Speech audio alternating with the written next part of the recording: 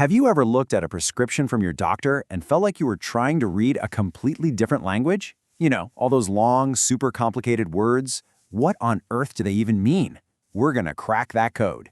We are diving headfirst into the world of pharmacology to learn the language of medicine so you can feel way more confident and understand exactly what's happening inside your own body. All right, here's our game plan. First up, we're gonna tackle the big one. What even is a drug? Then we're going to follow a single pill on its incredible journey through your body and figure out its ultimate mission. After that, we'll check out some special types of medicines and, finally, how they make their way from a lab all the way to your medicine cabinet. Sound good? Okay, let's jump right in. So before we can run, we've got to learn to walk. We need to get a handle on some key terms. Think of this part as learning the absolute basics, like the ABCs of pharmacology. I promise, once we get these down, everything else is going to click into place. Okay, so what in the world is a drug? It's probably a much broader term than you think. According to the World Health Organization, it's really any substance that's meant to change how our body works, for our benefit. So yeah, that could be a powerful antibiotic fighting off a nasty infection, but it could also be the caffeine in your morning coffee that helps get your brain in gear. See? It's a huge category. And that's exactly where pharmacology steps onto the stage. If a drug is the main actor, then pharmacology is the entire movie. It's the science that studies the whole story, from the opening scene when a drug enters the body, all the way to the final curtain call, when its job is done and it takes a bow. Now, pharmacology is this massive field, kind of like a giant tree with all these different branches. You've got pharmacy, which is all about getting the medicine ready and into your hands. Then there's therapeutics, which focuses on how to use those drugs to treat diseases. And what about toxicology? That's the super important branch that studies what happens when drugs have harmful effects, a dark side. They all grow from the same trunk, the same core science. Okay, imagine this. You've just taken a pill. What happens next? Well, it's not magic. It's actually a super well-organized journey. That tiny little pill is about to go on an epic adventure through your body. And that's exactly what we're going to track next. This whole adventure has a fancy name, pharmacokinetics. I know, it sounds really complex, but just remember this simple idea. It's all about the journey. It's the story of how your body basically acts as a tour guide for the drug, telling it where to go, how to change its form, and, eventually, when it's time to head for the exit. And this journey almost always follows 4 main steps. A great way to remember them is with the acronym ADME. First is A for absorption. That's the drug getting into your system, like a package being picked up. Then D for distribution.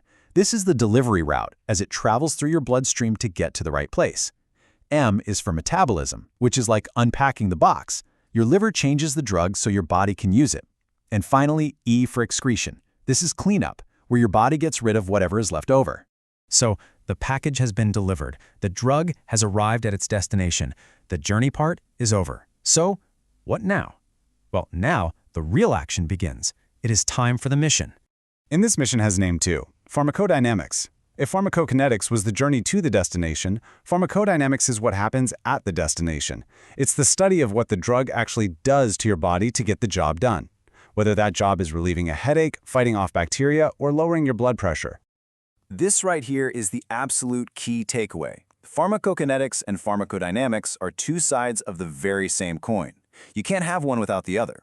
Think of it like a conversation. Your body talks to the drug by taking it on a journey. That's kinetics. Then the drug talks back to your body by completing its mission, and that's dynamics. It's this constant, crucial back and forth. Not all drugs are created with the same purpose. Some are designed for millions and millions of people, while others are developed for just a tiny handful. So let's look at 2 really important and very different special classifications. First up, we have essential medicines. The WHO defines these as the absolute cornerstone drugs that every single health system needs to function properly.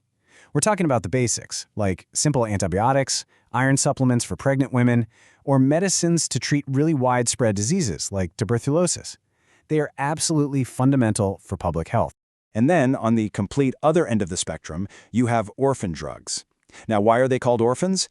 It's because they treat diseases that are so rare that without special government's incentives, drug companies might just abandon them because there isn't a big enough market to make a profit. This special status encourages companies to develop these life-saving medicines for much smaller groups of patients. So here's the bottom line, the simplest way to think about it. Essential medicines are all about public health on a massive scale. They're the basics for everyone. Orphan drugs, on the other hand, are about providing a critical, targeted lifeline to a small group of people with unique and rare conditions. One is for the many, the other is for the few. Okay, for our last section, let's talk about something we've all dealt with, how we actually get our hands on these medicines. Because the way we access a drug can tell us a whole lot about how it's used and what its potential risks are. This table breaks down the two main ways we get medicine. On one side, you've got your over-the-counter, or OTC drugs. These are for common things like a headache or heartburn, stuff you can easily diagnose and grab off the shelf yourself. But on the other side, you have prescription drugs. These are more powerful, and they require a doctor's expert diagnosis and supervision. That prescription slip is basically a key, and your doctor is the only one who can give it to you to unlock that medicine. So there we have it. We've learned the alphabet, we've followed the journey, and we've understood the mission. You now speak the basics of the language of pharmacology. That prescription isn't a secret code anymore, is it? It's the start of a conversation. So the next time you're at the doctor's office or the pharmacy, what are you going to ask? What do you want to know about the mission your medicine is about to go on inside you?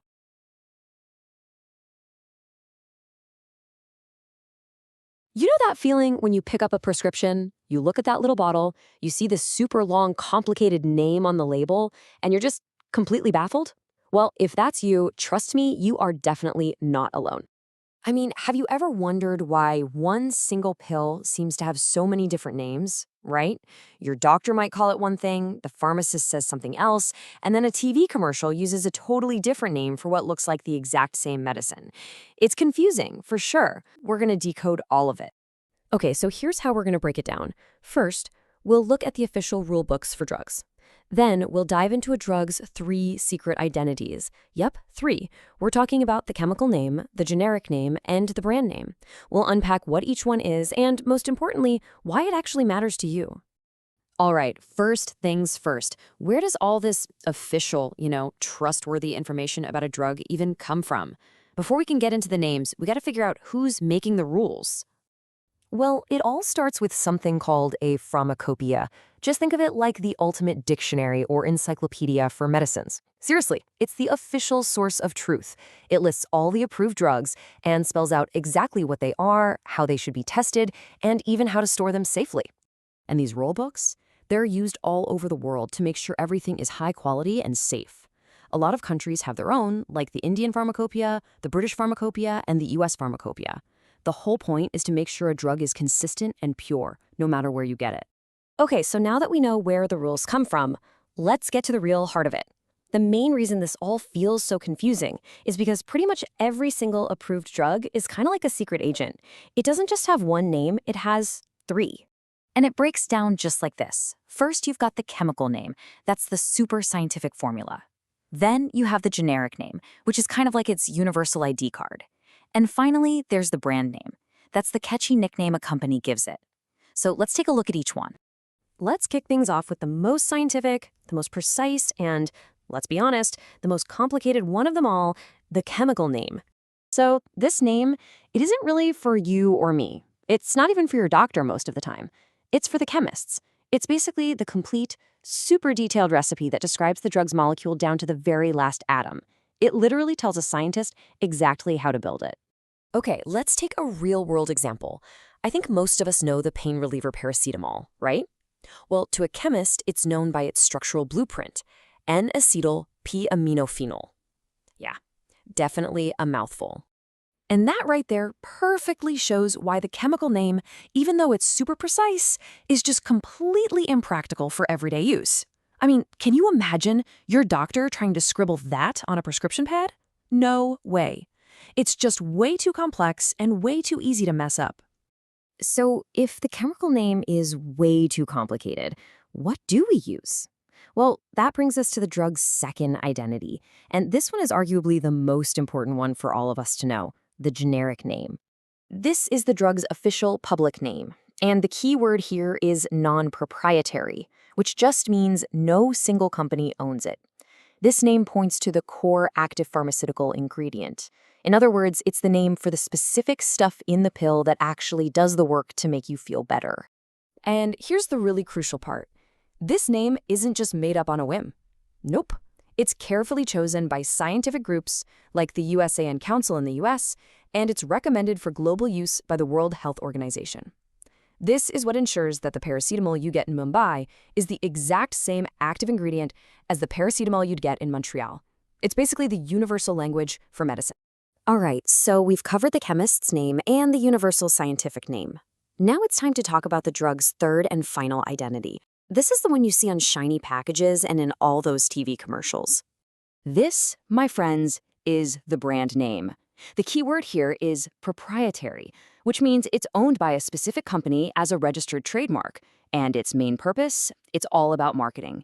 It's designed to be short, catchy, easy to remember, and a standout from the competition. And honestly, this is where a lot of the confusion kicks in. See, one single generic drug can be sold under lots of different brand names. That generic drug, paracetamol for example, it might be sold as Crocin. An aspirin might be sold as Disprin. To make it even more fun, these brand names can change from country to country for the exact same medicine. Okay, so let's put these two side by side to really see the difference. The generic name, that's assigned by a scientific body, it's the same all over the world, and it's usually cheaper. The brand name, on the other hand, is created by the drug company. It's different depending on the company and country. And yeah, it's usually more expensive. And you might be wondering why it costs more. Well, it's often because the brand name drug is protected by a patent. That lets the company be the only one to sell it for a while so they can make back all the money they spent on research and development. So if you remember just one single thing from all this, make it this. There is one active ingredient. That's the generic drug, but it can be packaged, marketed, and sold under many, many different brand names. Okay, so that's the science, the global standards, the marketing, the whole shebang. But why should you, standing in the middle of a pharmacy, actually care about any of this? Oh, it matters a lot, because understanding this difference totally empowers you. If you know the generic name, you can be sure you're getting the right, safe medicine, even if you're traveling abroad. It also means you can have a real conversation with your doctor or pharmacist about choosing a cheaper option that does the exact same thing. Sure, the brand name might be easier to remember, but you're usually paying a premium for that convenience. So the next time you look at that medicine bottle, you'll know that that name isn't just some random word. It's actually the final chapter in a really long story. A story that starts in a chemistry lab, gets standardized for safety all around the world, and finally ends up on your pharmacy shelf. Have you ever really thought about the pills in your medicine cabinet? Like, what's their source code? We're going to trace that incredible journey, all the way from ancient roots in the dirt to the most advanced labs on the planet. Let's dive right in. No, I'm serious. Think about it for a second. The last time you took an aspirin or maybe an antibiotic, did you ever stop and wonder where it actually began? The story might really surprise you, because you see, it doesn't start in some sterile laboratory. It starts out there, in the wild, messy, beautiful, natural world. For thousands of years, humanity's entire pharmacy was just the planet itself. So that's exactly where we're going to start our journey today. We're opening the door to nature's original medicine cabinet. That's right. Long before chemists and white lab coats, we had healers and herbalists. And they were the real experts. They knew exactly which leaf, which root, or even which mineral could soothe an ailment. You know, this ancient knowledge, it's the very foundation, the bedrock of all medicine. Okay, so how do plants actually work their magic? Well, it all boils down to these powerful active ingredients inside them. This table breaks down the four main groups for us. You've got the really potent alkaloids, which give us things like morphine. Then there are glycosides, like the super important heart medication digoxin. You've also got volatile oils, think of clove oil your dentist might use, and of course, resins. But let's zoom in on the most powerful of the bunch. Alkaloids are the true rock stars of the plant kingdom, no question. Now, a lot of the time, plants create these compounds as a defense mechanism, sort of like chemical warfare to keep bugs away. So what makes them so special? It's all about a nitrogen atom in their structure. That little atom is the key that unlocks their incredibly potent and sometimes life-saving effects on our bodies. And just look at this lineup. I mean, come on. Morphine for intense pain, quinine, the original game changer for malaria, atropine, which they use in eye exams. These aren't just some random chemicals. These are world-changing medicines that have saved countless lives. And it's all thanks to the humble alkaloid family. But, you know, as powerful as plants are, they're not the only game in town, not by a long shot. Nature's pharmacy is absolutely huge, and it's full of surprises. As you can see right here, life-saving remedies also come from animals. from simple minerals you can dig out of the earth, and even from tiny little organisms you can't even see. For example, the very first insulin used to treat diabetes, it came from animals. Simple minerals like ferrous sulfate are still the go-to treatment for iron deficiency. And from a humble little mold, a microorganism, we got one of the biggest breakthroughs in human history, penicillin, the world's first true antibiotic. Just amazing. But here's the thing. We didn't just stop at finding these natural treasures. The next great leap was learning how to improve them, how to make them safer and more effective, and eventually, how to create totally new ones from scratch. This is where the scientists really take over the story. So this new era gave us two new kinds of drugs. On the left, you have semi-synthetic drugs. They start with a natural blueprint, but then chemists in a lab get to work tweaking and improving it. But then on the right, you have synthetic drugs. These are built entirely from the ground up by chemists, literally molecule by molecule. And that brings us to a fact that is, well, it's pretty startling. Most of the drugs we rely on today are synthetic.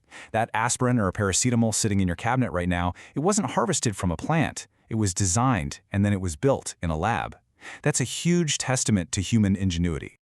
So, we've gone from finding medicine out in nature to expertly making it in a lab. So what's the next frontier? Well, the answer is kind of shifting from pure chemistry to biology and learning to rewrite the actual code of life itself. Okay, I know DNA recombinant technology sounds incredibly complicated, but the core idea is pure genius. Just imagine taking the specific instruction, the gene, from human DNA for making a vital protein like insulin, and then handing that instruction over to a simple bacterium. That little bacterium then becomes your own personal microscopic factory, just churning out perfect human protein for us.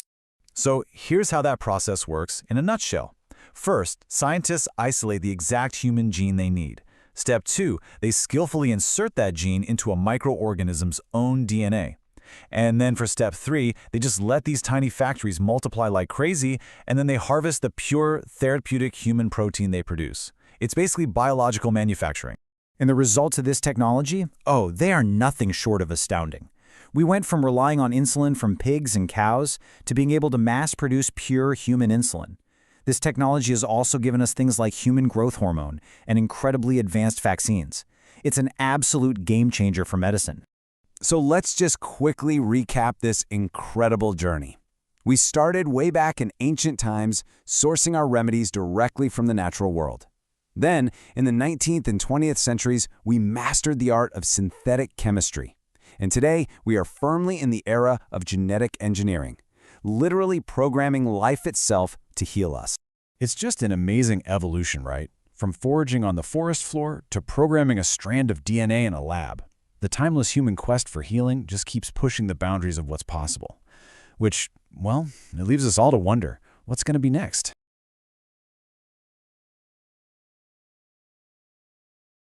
How does a drug actually get where it needs to go in your body? This path it takes, what we call the route of administration, is absolutely critical for how well a medicine works. So let's get into it. Have you ever stopped to think about that? Why do you get a pill for one thing, a cream for something else, and maybe an inhaler for another? Well, it is definitely not random. There's a very precise science behind picking the right delivery method, and that's exactly what we're going to unpack. So here's our game plan. First up, we'll look at how doctors decide on a specific path. Then, we'll explore the two main highways for any medicine, local and systemic. After that, we're going to do a deep dive into that local approach, and we'll finish up with some really specialized local routes. Okay, so first things first, choosing the right path. This is all about the crucial decision-making that happens long before you ever get a prescription. You know, it's actually a pretty complex calculation. Doctors have to think about the drug itself. Like, what are its chemical properties? Can it even survive your stomach acid? Then you've got the situation. Is it an emergency? Because if it is, you need something that works fast. And what if the patient is unconscious or vomiting? Well, a pill is obviously out, right? You also have to factor in age, other health problems, and sometimes it even comes down to what the patient or doctor prefers. It's all about getting the perfect match between the drug, the person, and the problem. Now, all of those choices ultimately lead down one of two main highways, local delivery or systemic delivery. And getting your head around this difference, that's the key to, well, everything else we're going to talk about.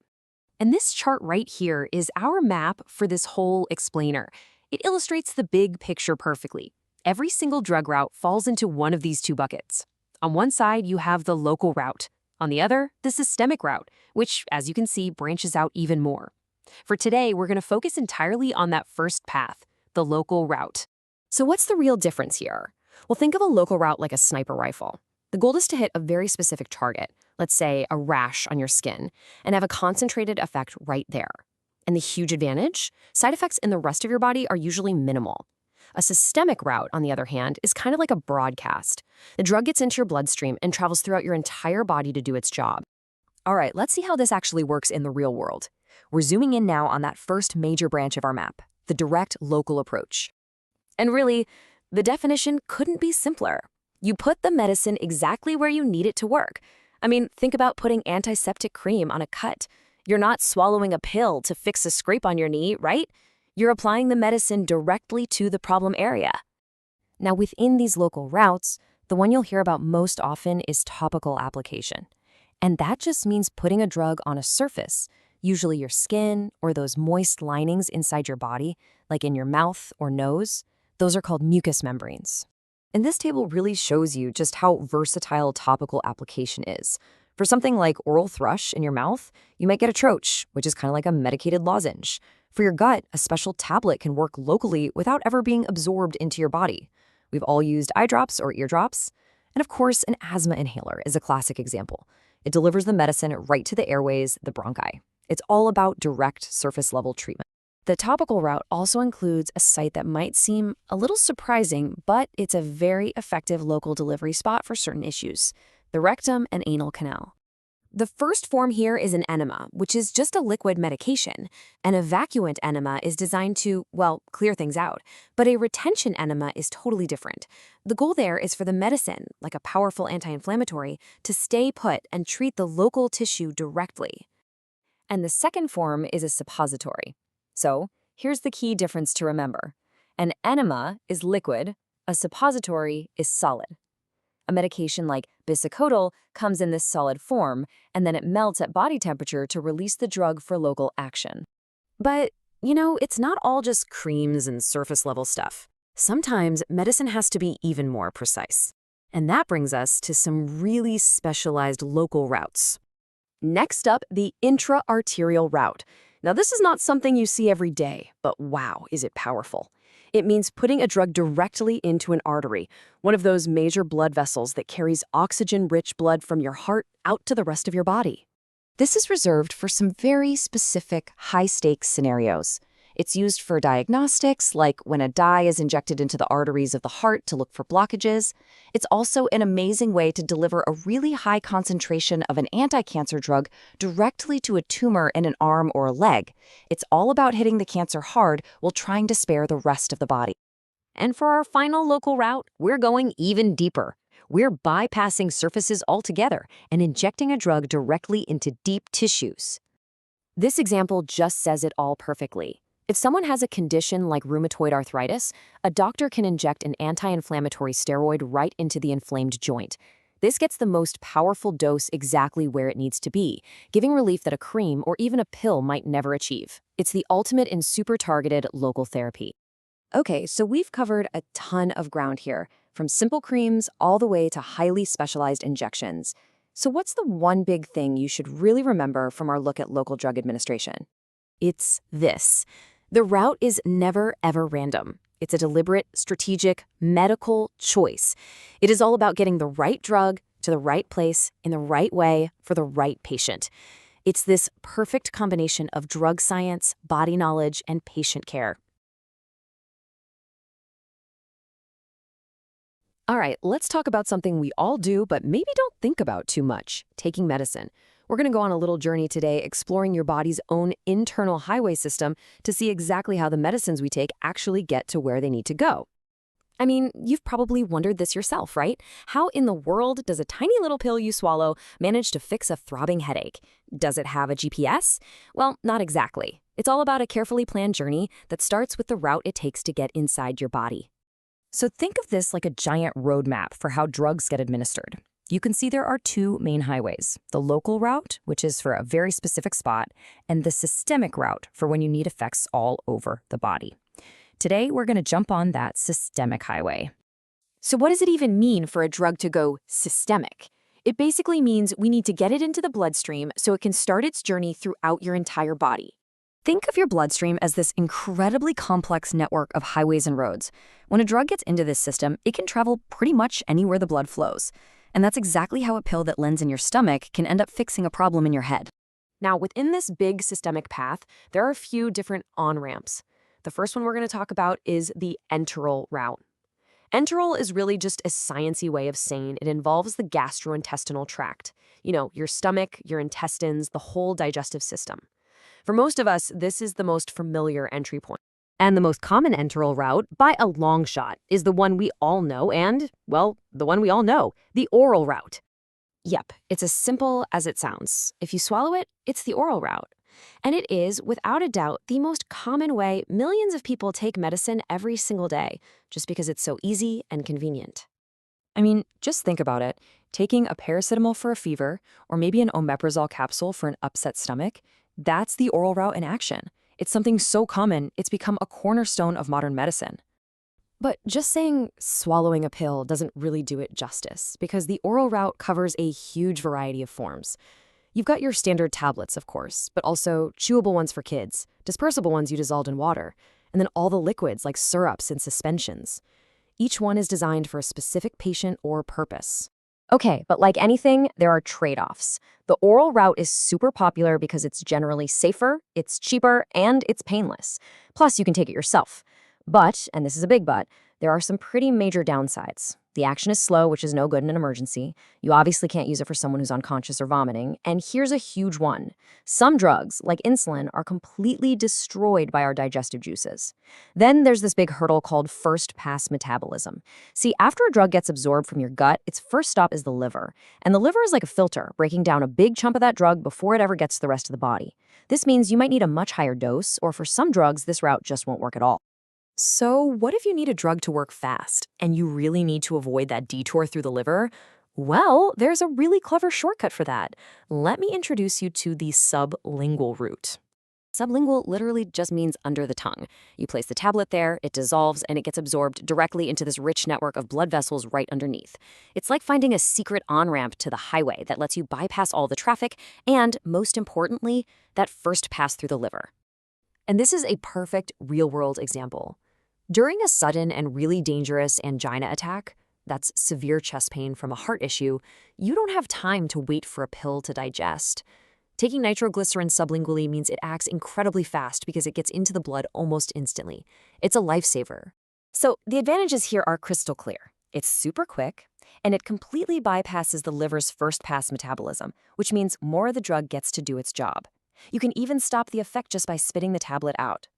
The downsides? Well, not all drugs can be absorbed this way, and it's definitely not a good option for drugs that are irritating or just taste awful.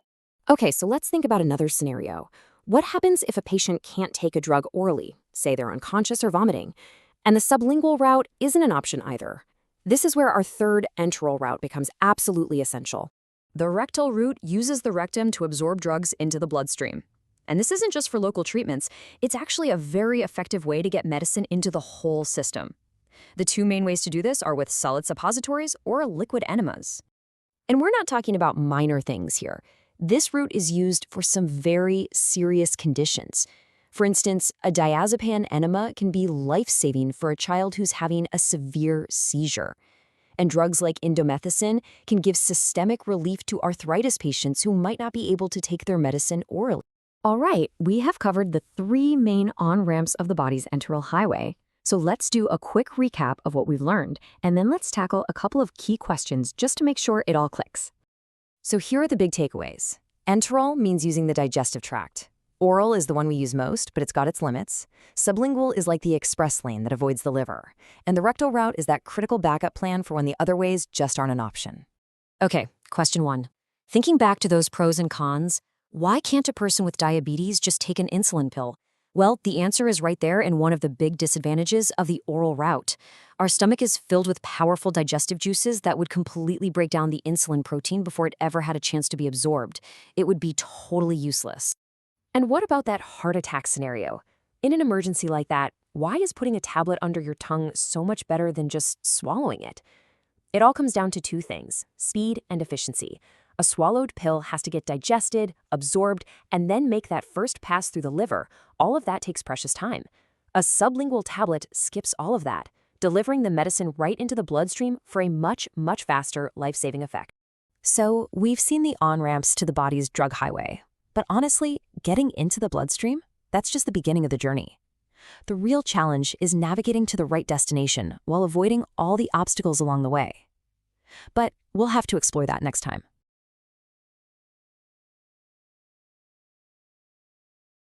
Have you ever wondered what happens when you need a medicine to work like right now? A pill can sometimes take its sweet time. We're jumping into the fast lane. We're talking about the body's expressways for drug delivery, the routes that get critical medication exactly where it needs to be, fast. All right, so here's our game plan. First, we're going to talk about why sometimes we have to completely bypass the gut. Then, we'll get to the point of the needle, literally, and explore all the different ways injections work. We'll also cover a breadth of medicine, some super smart skin-deep delivery methods, and then we'll take a peek into the future of dosage. Let's get into it. Okay, first things first. Why can't we just pop a pill for every single ailment? Well, it turns out our digestive system can be a pretty tough neighborhood for a lot of drugs. Let's dig into why we need these kinds of medical shortcuts in the first place.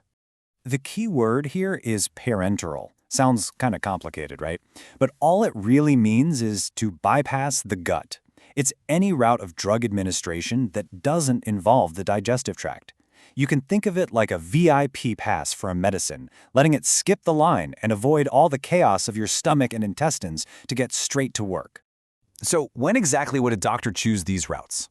Well, think about emergencies. When every second counts, you can't wait for a pill to dissolve and kick in. Or what if a patient is unconscious or maybe just can't cooperate? They obviously can't swallow a pill. Then there are the drugs themselves. Some are just too fragile and we get totally destroyed by our stomach acid. Others get chewed up by the liver in what's called first-pass metabolism before they even have a chance to work. And some drugs are just plain irritating to the stomach lining. In all these cases, going parenteral isn't just an option, it's an absolute necessity. All right, so we know why we need to bypass the gut. Now, let's talk about the how. The most common way, of course, is with a needle. But it's not just one size fits all. As we're about to see, where that needle goes makes all the difference in the world. So check this out. This image gives us a peek under our own skin, and it shows the different highways and byways a needle can take. You've got these different layers, from just barely under the surface all the way down into a big muscle or even directly into a vein. Each one of these routes is chosen for a very, very specific reason. Okay, let's start with the most superficial one, intradermal. This is where the injection goes right into the layers of the skin itself. We're talking super shallow.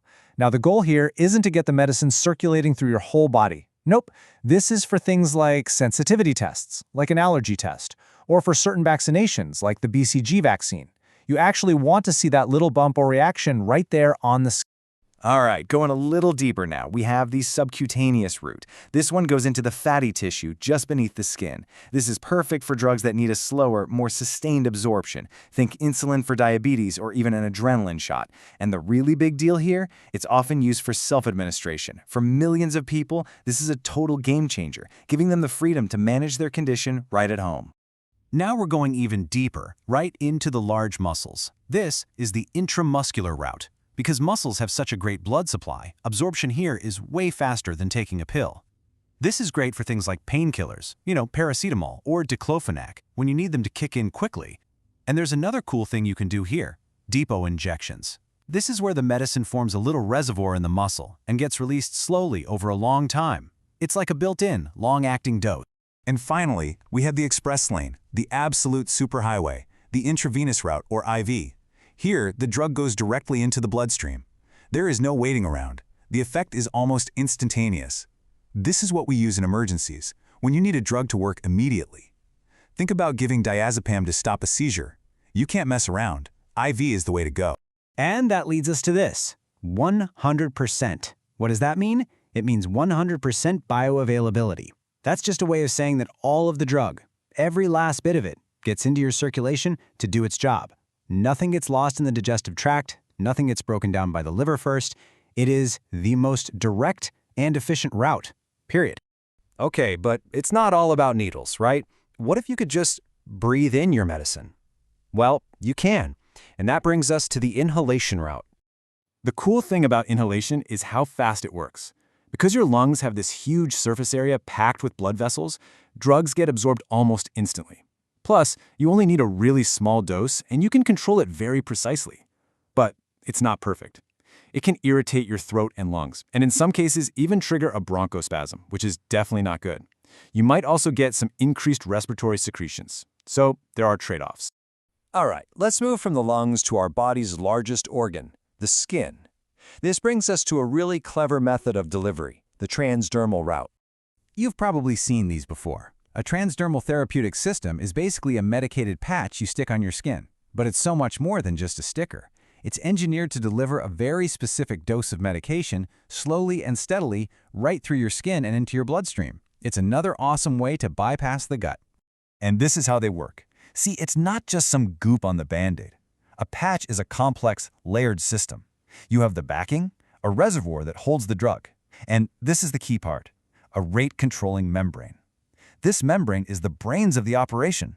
It makes sure the drug is released at a constant, controlled pace over a long period. It's pretty genius, really. And they're used for all sorts of things. You've got nitroglycerin patches for angina or chest pain. Of course, there are nicotine patches to help people quit smoking. There's scopolamine for motion sickness, a lifesaver on a boat. They're also used for powerful pain medications like fentanyl and for hormone therapy with estrogen. It's a really versatile technology. So, we've covered injections, inhalation, and patches. But what's next? This is where things start to feel a little bit like science fiction. Let's look at some special delivery systems that are on the cutting edge. I mean, look at this list. We're talking about things like liposomes, which are like tiny fatty bubbles that can carry a drug directly to a target cell, or drug-eluting stents, which are placed in an artery and slowly release medicine to keep it from clogging up again. There are monoclonal antibodies that can hunt down and deliver anti-cancer drugs right to a tumor. We have things like Progecert, an IUD that releases hormones for a whole year, or Ocucert, a tiny device you put in your eye for glaucoma that works for a week, and, of course, computerized pumps, which give people with diabetes a continuous, precise dose of insulin. This is truly the next frontier. So, as you can see, from an emergency IV straight into the vein to a smart patch you wear for days, the route a drug takes is just as crucial as the drug itself. It's all about precision and getting the medicine exactly where it needs to be, when it needs to be there. Which makes you wonder, right? What's the next great medical delivery system going to be? What do you think? We're going on an epic, microscopic journey to follow a single pill from the moment you swallow it. Let's dive in. I mean, really think about that for a second. You take a pill for a headache, and somehow it finds its way to your head. How on earth does it do that? How does it navigate the incredible maze of your body to get to the exact right spot? Well, that's the mystery we're going to solve today. So the science behind this whole journey has a pretty fancy name, pharmacokinetics. But hey, don't let that word scare you. It's actually super simple. It just comes from two Greek words, pharmakon, which means drug, and kinesis, which means movement. So it's literally just the study of drug movement. See? Not so bad. Honestly, forget the long name. If you remember just one thing from all of this, make it this sentence right here. Pharmacokinetics is simply what the body does to the drug. That's it. It's the body's action plan for any medicine that comes its way. And that action plan has 4 main stages. You can remember it with the acronym ADME. That's absorption, getting the drug into your blood, distribution, traveling to where it needs to go, metabolism, where it gets broken down, and finally excretion, when the body kicks it out. And for any of these 4 stages to happen, our drug has to conquer one huge, fundamental challenge. And that challenge, that first big obstacle, is crossing the body's own version of the Great Wall, the biological membrane. Every single cell in your body is surrounded by one. It's the ultimate gatekeeper, deciding what gets in and what stays out. So what is this wall even made of? It's called a lipid bilayer. Now, lipid is just a sciencey word for fat, so you can just think of it as a flexible, fatty barrier. And this structure is actually brilliant because it's super selective. It won't just let anything cruise on through. Our drug has to figure out a way to get past it. Luckily for us, there are ways through the wall. Our little drug hero can use one of 5 secret passages, if you will, to get across. These are the 5 main ways a drug can move through those membranes and keep going on its journey. Let's start with the most common passage of them all, passive diffusion. The best way to think of this is as the easy downhill slide. It's the default route for most drugs out there. And what's the most important thing about this downhill slide? It takes exactly this much energy from your body to make it happen. 0. None. Zilch. It happens all on its own without your body having to spend any effort at all. So how does it work? Well, it's all about finding balance. The drug simply moves from an area where there's a lot of it, a high concentration, to an area where there's not so much, a low concentration. It's kind of like a really crowded room opening its doors to an empty hallway. People are just going to naturally spread out, right? That's passive diffusion. And since that cell wall is made of fat, drugs that dissolve in fat, we call them lipid-soluble, use this route all the time. Okay, but what if a drug needs to go in the other direction? What if it needs to go uphill? For that, it needs gate number 2, active transport. This is no downhill slide. This is an energy-powered lift. And here's the crucial point. Active transport pushes drugs against their natural flow. It moves them from a less crowded area to a more crowded area. And to do that, to swim against the current, the body has to spend energy. Usually, it spends a little energy molecule called ATP. And this table just makes the difference crystal clear. On the left, you've got passive diffusion. High to low, no energy needed, just goes with the flow. On the right, active transport, low to high, and it requires energy. They are the total opposites in how they work. Okay, moving on to our third gate. What if a drug is still moving downhill from high to low, but it needs a little help? Well, that's facilitated diffusion. I like to think of this one as a revolving door. You still have to do the pushing, but the door makes it way easier to get through. So, with this one, the drug is still moving from high concentration to low, and it still costs 0 energy. The key difference here is that it needs a helper. It needs a special carrier molecule that sits in the membrane, grabs the drug on one side, and then lets it go on the other. A perfect real-world example of this is how glucose, or sugar, gets into your muscle cells. It uses its exact revolving door mechanism. All right, let's wrap this part up with the final 2 passages. These guys are a bit more specialized. They're used in some very specific situations. They are filtration and endocytosis.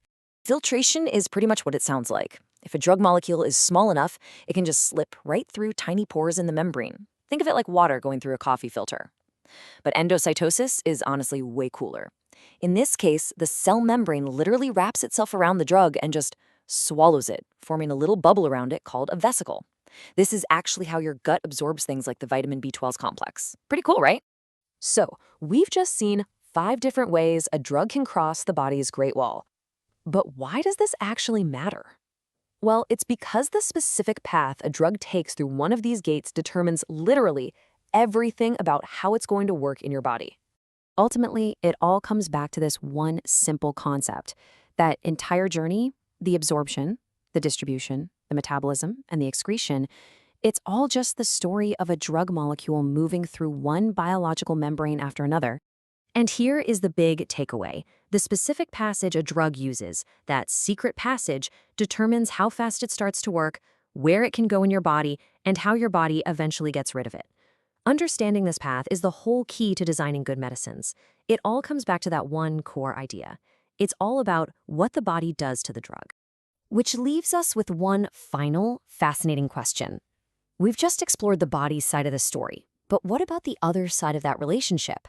After this whole epic journey, what does the drug actually do to the body? Well, that's a story for another explainer. You know, have you ever really thought about what happens right after you swallow a pill? We're about to go on an incredible journey, following a single medicine as it travels through the body. It's this wild race against time, navigating some pretty treacherous terrain, all to get into your bloodstream and get the job done. So let's follow along. I mean, we've all been there, right? Reading the label on a medicine bottle and thinking, is this just a friendly suggestion, or is there a really important reason for this? Well, the answer to that question lies in the very first, and maybe the most difficult step of any drug's journey. And that critical first step is called drug absorption. Okay, think of it like this. Your bloodstream is a high-speed train, and the drug is a traveler trying to get on it. Absorption is the whole process of getting from the station platform, say your stomach or your intestine, onto that train. Simple, right? If the drug can't get on, it's not going anywhere. It can't reach its destination to help you feel better. So how successful is our little traveler going to be? Well, it really depends on two huge things. First up, how well prepared is the drug itself for this journey? Let's take a look at its own built-in qualities. First off, the drug's physical state is a huge deal. A drug that's already in a liquid form, that's like a passenger who's already packed, at the front of the line, ticket in hand, ready to board. But a solid tablet or a capsule, well, it has to get unpacked first. It has to break down and dissolve into a liquid before it can even think about getting absorbed. And that, of course, takes extra time. And this right here, this is the essential travel gear our drug needs to have a successful trip. The smaller the particles, the faster it dissolves. Kind of like how powdered sugar disappears in water way faster than a sugar cube. Being lipid soluble, which is just a fancy way of saying fat-loving, is like having a special keycard to slip right through the fatty cell walls of our gut. And being ununionized with no electrical charge, that's the perfect disguise it needs to sneak past the body's security guards. The better the gear, the faster the journey, for sure. Okay, so our drug is packed, it's got all the right gear, but now it has to face that second big challenge, the treacherous, constantly changing environment of the human body itself. You know, drug makers have to think about this all the time. Sometimes they even add special coatings to pills just to help them survive the trip. As our drug traveler tumbles through your gastrointestinal tract, from the stomach down into the intestines, there is one single factor that more often than not determines its fate. And that is pH. Yep, the level of acidity. And this image shows us exactly why that pH is so critical. Our stomach, as you know, is basically a pit of acid. Now, weakly acidic drugs, like barbiturates, they thrive there. They can put on their special unionized disguise and get absorbed right on the spot. But weakly basic drugs, like morphine, they have to be patient. They have to wait until they travel down to the much more alkaline or basic environment of the intestine. That's where they can finally switch into their absorbable form. See, it's all about being in the right place at the right time. But it's not just about the drug and the body's environment. Oh no. What you eat and drink can play a massive role, acting as either a helpful friend or a major foe on this journey. Let's dig into that. This is so fascinating and so practical. Just look at tetracyclines. They're a common antibiotic. If you take them with a glass of milk or with antacids, the calcium in those things will literally grab onto the drug and block it from being absorbed. Total foe. On the flip side, some drugs love company. The antifungal drug Grace-Sulfalvin, it gets absorbed way better if you take it with a fatty meal. And here's a classic. Taking iron supplements with vitamin C, ascorbic acid, actually gives its absorption a huge boost. These aren't just minor suggestions. They are absolutely fundamental to making sure the drug works. So we've covered the drug itself, the body's terrain, and the outside factors. Now let's make all this knowledge stick with a little rapid-fire Q&A, covering some really common questions that this science helps us answer. First one up, and it's a big one. Millions of people rely on insulin every day, but it's always an injection. Why can't they just make it a simple pill? The answer is actually pretty simple. Your body would treat it just like a tiny piece of steak. Insulin is a protein, and your digestive system is expertly designed to do one thing to proteins: break them down. If you swallowed an insulin pill, your gut would digest and destroy it long before it ever had a chance to be absorbed. Okay, next question. We've all seen it in movies and hospitals, the IV drip. Why go to the trouble of putting a drug straight into someone's vein? Because in an emergency, you don't have time for a journey. An IV is the ultimate shortcut. It's the express lane. It completely bypasses absorption, the whole process we've been talking about, by putting the drug directly into the bloodstream. That guarantees 100% of the dose gets to work, right now. And for our final question, let's bring it all the way back to where we started. That super common instruction, take on an empty stomach. What does it really mean for our little drug traveler?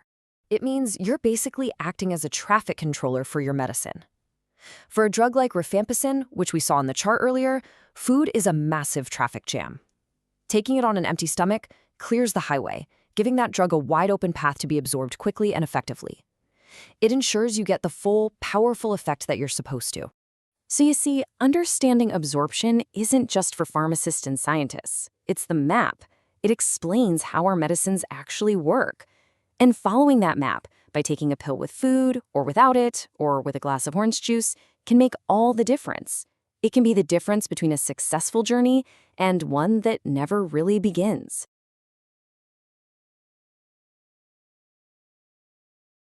we are going to follow a single pill on its incredible journey through the body. It is a long and, trust me, a winding road. Understanding this journey is absolutely key to a concept that's fundamental to how all medicines work: bioavailability. I mean, it's a question we've all probably wondered about at some point, right? You're in a hospital, that IV drip gives you almost instant relief. But a pill? Well, a pill can feel like it's taking forever to kick in. The reason for that huge difference, it all comes down to that one crucial concept: bioavailability. So to get to the bottom of this, here's our game plan. We're going to start with what bioavailability even is, then we'll navigate the wild obstacle course a drug has to face inside your body. We'll meet the body's powerful gatekeepers, uncover some pretty surprising plot twists, and then, finally, see why any of this matters for your health. Okay, let's start with the absolute basics. What exactly is bioavailability, and why is it the destination that every single drug is trying to reach? So, here's the textbook definition, but let's make it simpler. Imagine you take a 100 milligram pill. Bioavailability is just the percentage of that 100 milligrams that actually makes it into your bloodstream to do its job. And as you're about to see, it's almost never the full amount. So what does a perfect score look like in this race? Well, it's 100%. This means the entire dose makes it to the finish line, the bloodstream, fully intact. But is that even possible? And this brings us right back to our opening question. An intravenous, or IV drug, gets injected directly into a vein. Think of it like a direct superhighway to the bloodstream. It gets to bypass all the traffic, all the obstacles.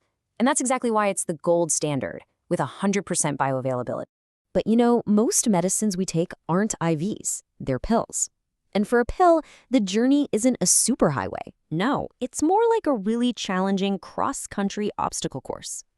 And just look at this list. The number of hurdles a drug faces is kind of staggering.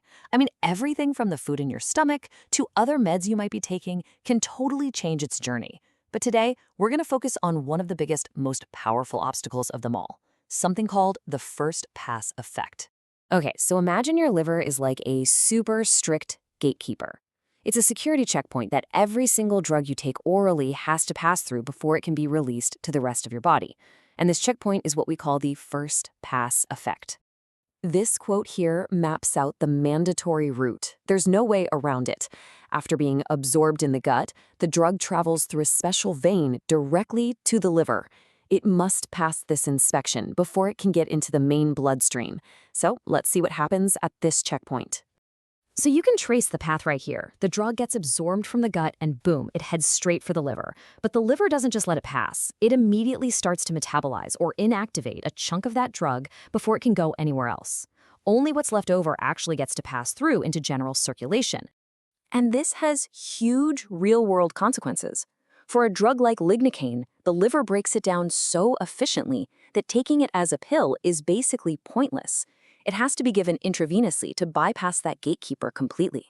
And for other drugs like nitroglycerin, doctors know a big portion is going to be lost, so they just prescribe a much higher oral dose to make up for it. But hold on, this story doesn't end there. Because what happens if that gatekeeper, the liver, isn't working at 100%? And what if some drugs have found a sneaky way to get a second chance? Now check this out. If the liver, our gatekeeper, is diseased, it just can't do its job as well. It doesn't break down as much of the drug. So what's the result? The bioavailability of drugs like propranolol and lignocaine actually increases. More of the drug gets through, which is something doctors have to be really, really careful about. And here's another wild twist. Some drugs get recycled. After they pass through the liver, they're sent out to the intestine in bile. But instead of just being eliminated, they get reabsorbed and sent back to the liver for another trip. This little loop, called enterohepatic cycling, basically gives the drug a much longer life in the body, which increases its effect. Okay, so we've followed this really complex journey with its powerful gatekeepers and surprising recycling loops. But what's the big takeaway from all of this? Why does any of it really matter? Let's just pull it all together. The first pass effect in the liver, that decreases bioavailability, like we saw with lignocaine, but then a factor like liver disease can unexpectedly increase it. And that enterohepatic cycling, that also increases it, giving drugs like morphine a longer time to work. Each of these factors changes how much active drug is actually getting into your system. And that is the moral of our story. See, bioavailability isn't just some technical term. It's the reason a doctor might choose an IV over a pill or a higher dose over a lower one. It is all about making sure the right amount of medicine gets to the right place to do its job effectively. All right, before we wrap up, there's one more term related to all this that's really important to know, especially when we start talking about generic drugs. So you might hear this term thrown around, maybe when you're talking about a generic versus a brand name drug. What does bioequivalent actually mean? It's actually pretty simple. It just means that two different pills, say the original brand name and a generic version, deliver the exact same amount of the active ingredient into your bloodstream. If they're bioequivalent, you can trust that they're going to have the same effect. They are, for all practical purposes, completely interchangeable. So the next time you take a simple pill, maybe you'll think about that incredible obstacle course it has to run just to help you feel better. It's a pretty epic adventure, and it's happening inside your body every single time.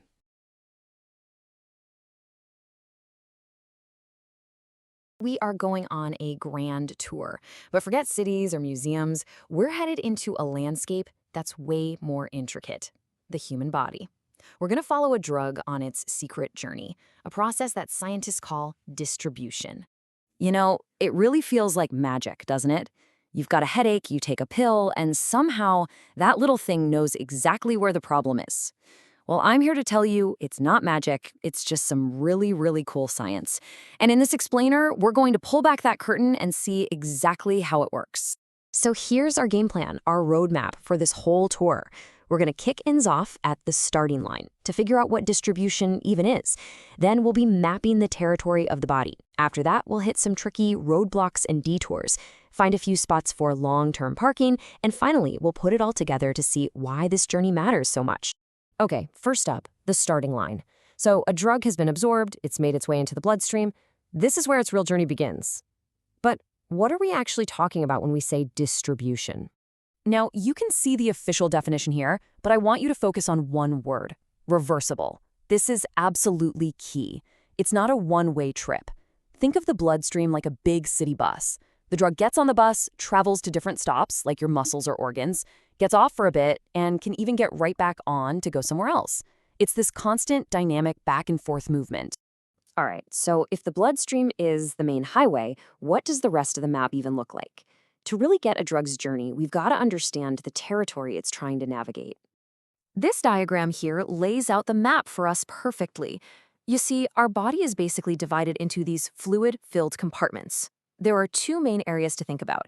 You've got the intracellular fluid, or ICF. That's all the water inside our billions of cells. And then you have the extracellular fluid, the ECF, which is everything outside the cells. That includes our main highway, the blood plasma, and all the fluids surrounding the tissues. So, just how big is this map?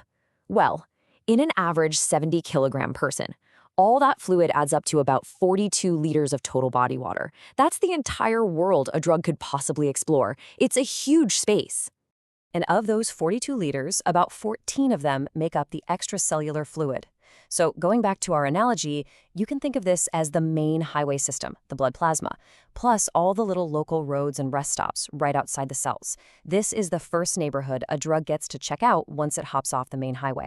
So, how can we possibly predict where a drug is going to go? That's where this amazing concept comes in, the apparent volume of distribution, or just VD. Now, that word apparent is there for a reason. This is not a real physical volume you could pour into a bucket. It's a hypothetical number, a calculation that tells us a story. It answers the question, does this drug like to hang out in the bloodstream, or is it an adventurer that loves to spread far and wide into all the body's tissues? The way we figure out VD is actually pretty clever. So imagine you inject a certain dose of a drug. You wait a little bit, and then you take a blood sample and measure the concentration. If you find that most of the drug is still right there in the blood, what does that tell you? It tells you it didn't travel very far, right? So it has a low VD. But what if you can barely find any of it in the blood? Where did it go? It must have left the highway and spread out into all the tissues, which means it has a high VD. See, it's all about that ratio. This table breaks it all down beautifully. A drug with a really low VD, like warfarin, pretty much just stays on the highway, hanging out in the blood plasma. Something with a medium VD, like the antibiotic gentamicin, gets a bit more adventurous and explores the local roads of the extracellular fluid. Then you have something like ethanol, which has a high VD. It goes everywhere, throughout the total body water. And then you get the really extreme cases, drugs with a very high VD, like chloroquine. These guys don't just visit the tissues, they practically buy property, set up camp, and accumulate there. Now, this journey isn't always a walk in the park. On its grand tour, a drug can run into some serious roadblocks and take some pretty unexpected detours. Think of these as the body's VIP sections, with some intense security. The blood-brain barrier. Man, that's like the world's toughest bouncer. The cells there are packed so tightly together that only certain types of drugs, the ones that are lipid-soluble or fat-loving, like diazepam, can slip through. The placental barrier is a little less strict, but it's still a selective gatekeeper, blocking huge molecules like insulin from getting to a fetus. These are incredibly important protective systems. So besides these permanent roadblocks, drugs can also take these fascinating little detours. It's a phenomenon called redistribution. This is where a drug's effect stops not because it's been eliminated from the body, but because it has simply moved. It rushes to a place with tons of blood flow first, does its job, and then quickly relocates to a quieter neighborhood. Let's follow the journey of the anesthetic drug thiopentone to see exactly how this works. It's injected into a vein. And since the brain gets a massive share of the body's blood flow, the drug floods the brain almost instantly. And boom, the patient is unconscious. But here's the crazy part. Just as quickly, the drug starts leaving the brain and moving to places with less blood flow, like muscle and fat. And just like that, the patient starts to wake up. The drug's action is over, simply because it took a detour. Okay, so some drugs don't just take a quick detour. They find a nice spot to park and decide to stay for a while. Let's check out the body's long-term parking garages, also known as drug reservoirs. This is a really important idea. Instead of just passing through, some drugs have a tendency to get stored or accumulate in specific tissues. Now, this can sometimes be useful, maybe prolonging a drug's effect, but it can also be a real problem, becoming a source of toxicity if too much of it builds up over time. So where are these parking spots? Well, different drugs have their favorite hangouts. The antibiotic tetracycline, for example, loves to park in bones and teeth. Chloroquine builds up in the liver and even the retina of the eye. The heart medication digoxin gets stored right in the heart muscle itself. And we already know our friend thiopentone ends up in fat tissue. I know, it's a lot to remember, so here's a little mnemonic to help you out. Chloroquine takes digoxin to tissues. It's just a simple trick to keep them straight in your head. Okay, we've mapped the territory, we've navigated the detours and roadblocks, but what's the bottom line? Why does any of this actually matter when you're treating a real patient? This is where the rubber meets the road. Understanding a drug's travel itinerary is absolutely critical for doctors. Let's take that first point, overdose. If someone overdoses on a drug with a high VD, like digoxin, you can't just hook them up to a dialysis machine to filter their blood. Why not? Because the drug isn't in the blood, it's hiding out in the tissues. Or think about this, diseases like heart failure can literally change the body's fluid map, which messes with a drug's VD and how it works. And of course, as we saw, redistribution is the whole reason some drugs act incredibly fast, but then wear off in minutes. It's all about the journey. This quote really just says it all, doesn't it? The path a drug carves through the body, through all its compartments, barriers, and parking spots, is what ultimately determines how safe it is, how well it works, and how we can use it to help people. And that kind of leaves us with one last big question to chew on. If every single drug takes its own unique journey, the real future of medicine isn't just about finding the right drug. It's about designing the perfect, personalized trip for the individual patient sitting right in front of us. And that, right there, is the challenge and the incredible promise of modern pharmacology.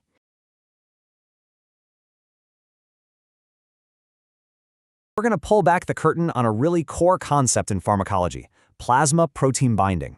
It might sound a bit technical, but trust me, it's the secret process that basically controls a drug's entire journey through your body, and, whether it actually works. So, have you ever thought about this? It's a fantastic question, right? And the answer isn't just about how big the pill is. A huge piece of the puzzle is how that drug gets along with proteins that are already hanging out in your bloodstream. And that's exactly what we're going to get into. So here's our game plan for this explainer. We're going to start with the super simple analogy, then figure out the difference between active and inactive drugs, see what this all means in the real world, look at what happens when drugs have to compete, and then we'll wrap it all up with a quick review. Let's do it. Okay, so to make this whole thing really click, we're going to use a simple analogy. Just imagine your bloodstream is like this big, bustling city, and the drugs you take, well, they're the people trying to get to different places to do their jobs. So here's the official definition. When a drug gets into your system, it doesn't just, float around all by itself. A lot of its molecules immediately grab onto these big proteins that are already there.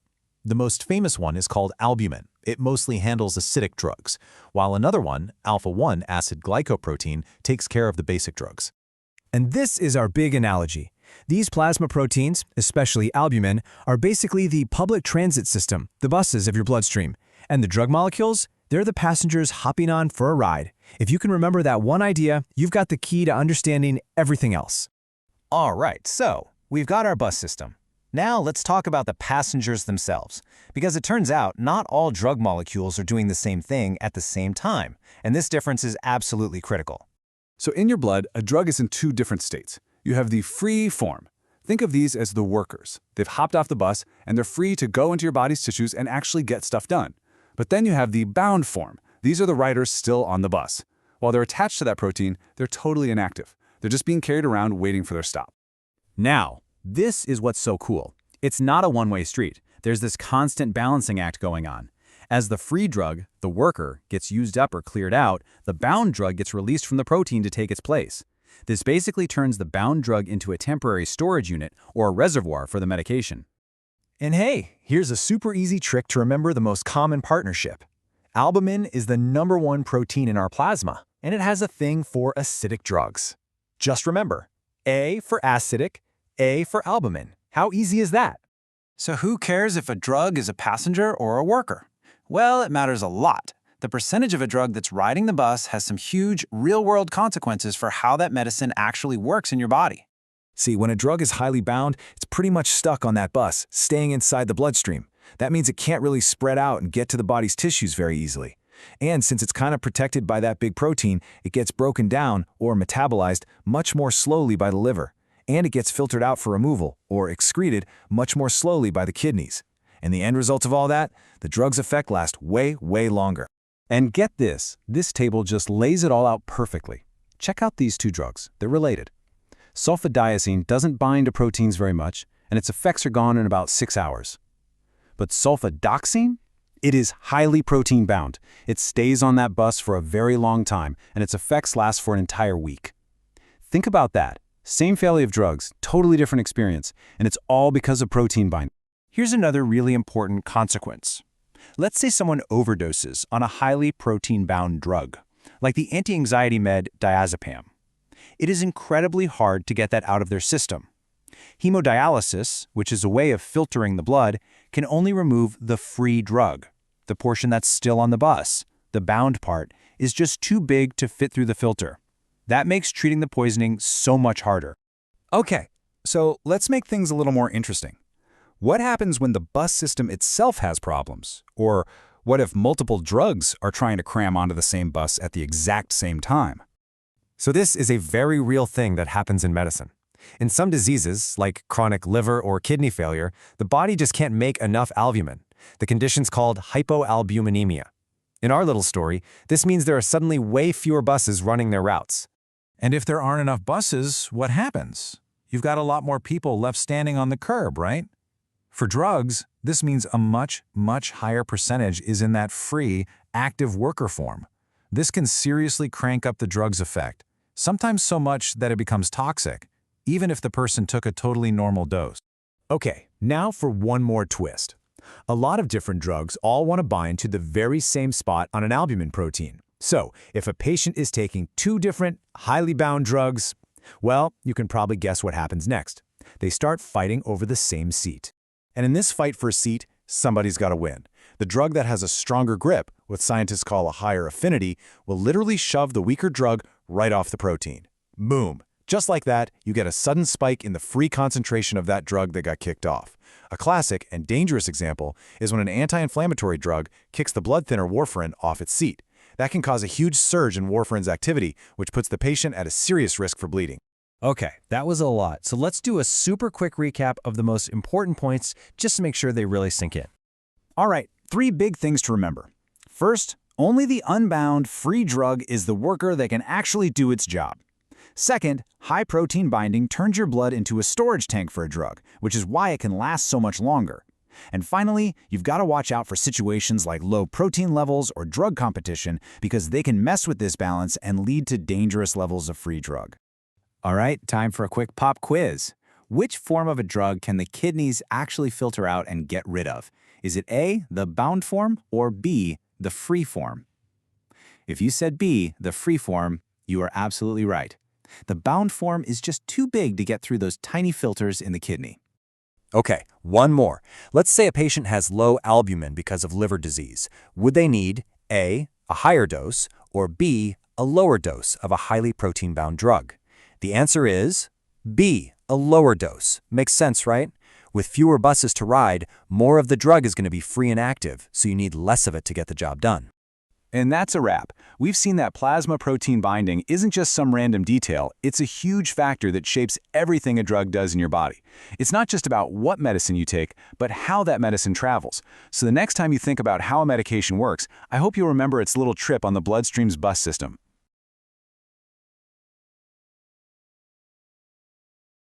We are diving deep into something that affects literally millions of us every single day. And a lot of the time we don't even realize it's happening.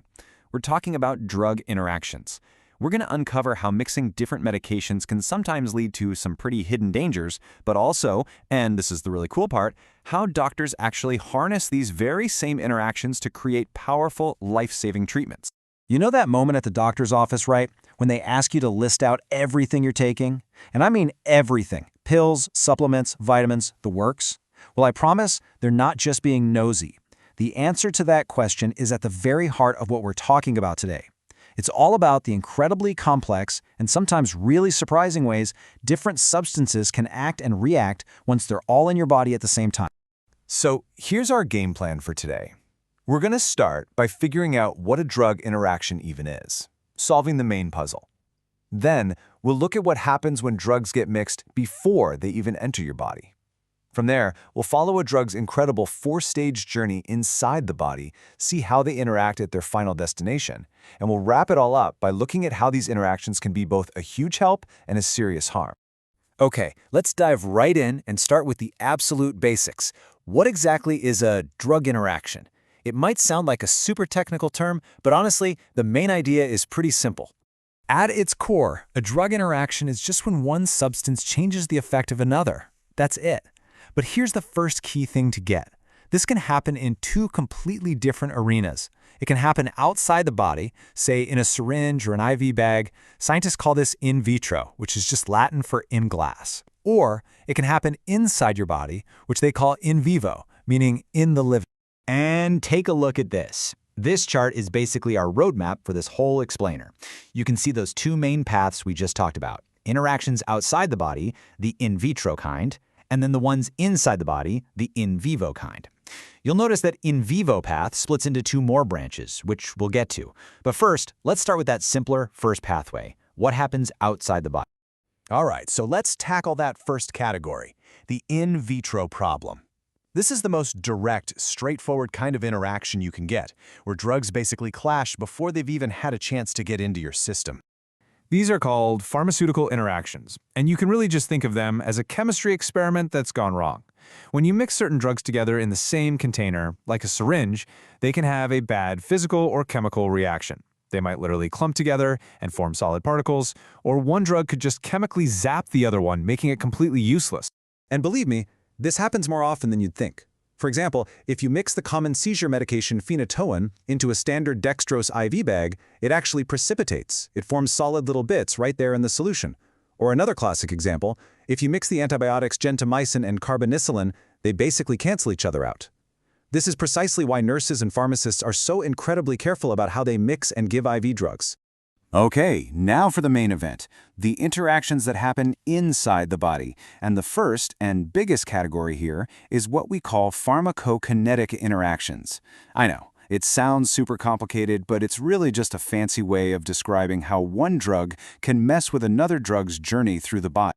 To understand this journey, pharmacology experts use this really simple 4-step map called ADME. It's an acronym that stands for absorption, distribution, metabolism, and excretion. Just think of them as 4 major checkpoints where a second drug can jump in and totally change the path of the first one. Let's break down each one. First up is absorption. This is all about the drug getting from, say, your stomach into your bloodstream. And here's a perfect real-world example. Taking a tetracycline antibiotic with an antacid for heartburn. The stuff in the antacid can literally grab onto the antibiotic molecules and clump together, forming something your body just can't absorb. So the antibiotic never even gets into your system to do its job. Okay, next is distribution. So once a drug is in your blood, it usually needs a ride to get around. So it hitches a lift on these things called plasma proteins. The best way to think about it is like a high-stakes game of musical chairs. There's only a limited number of seats on these proteins, and different drugs have to fight for a spot. And this little game can have some really serious consequences. Check this out. The blood thinner warfarin usually binds to these proteins no problem. But if you take something like aspirin, it can act like a bully and just kick warfarin right out of its seat. All of a sudden, you have a flood of free warfarin in your bloodstream, which makes the drug way more powerful and dramatically increases the risk of dangerous bleeding. Stage 3 is metabolism, and this mostly happens in your liver. Think of your liver as a giant factory with assembly lines designed to break down drugs. Now, some drugs act as enzyme inducers. They're like a foreman telling the assembly line to speed up, which breaks down another drug too quickly and makes it less effective.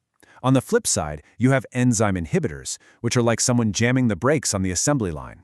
This causes a drug to build up in your system, sometimes to toxic levels.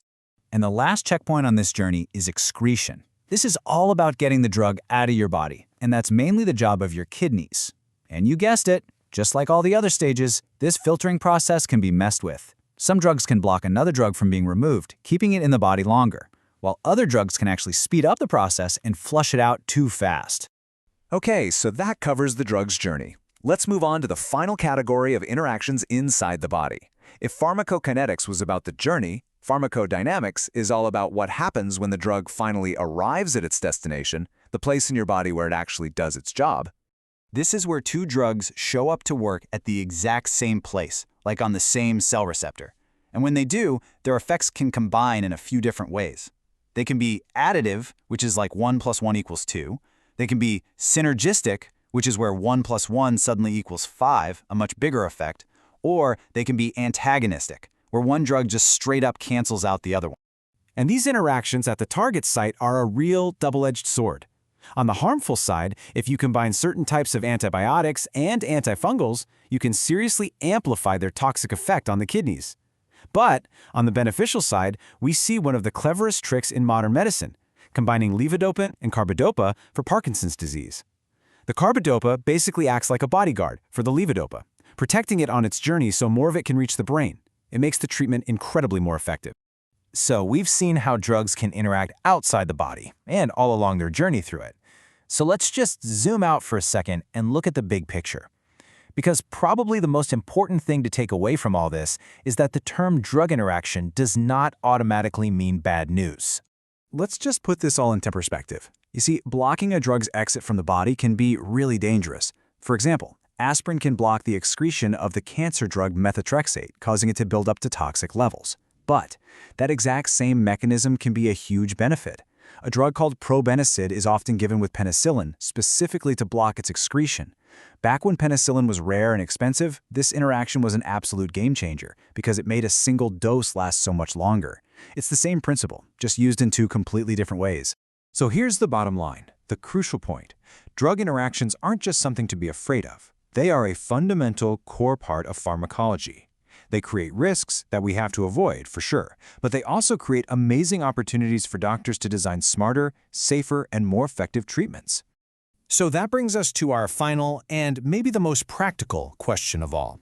After everything we've talked about today, what is the single most important drug interaction that you should know about? It's this one. The most important interaction isn't some complicated drug name. It's the one that could affect you, personally. This knowledge isn't just theory. It's a tool. So the next time you talk to your doctor or pharmacist, use it. Tell them everything you take and ask them how it all works together. That right there is how you turn this information into real action for your own health.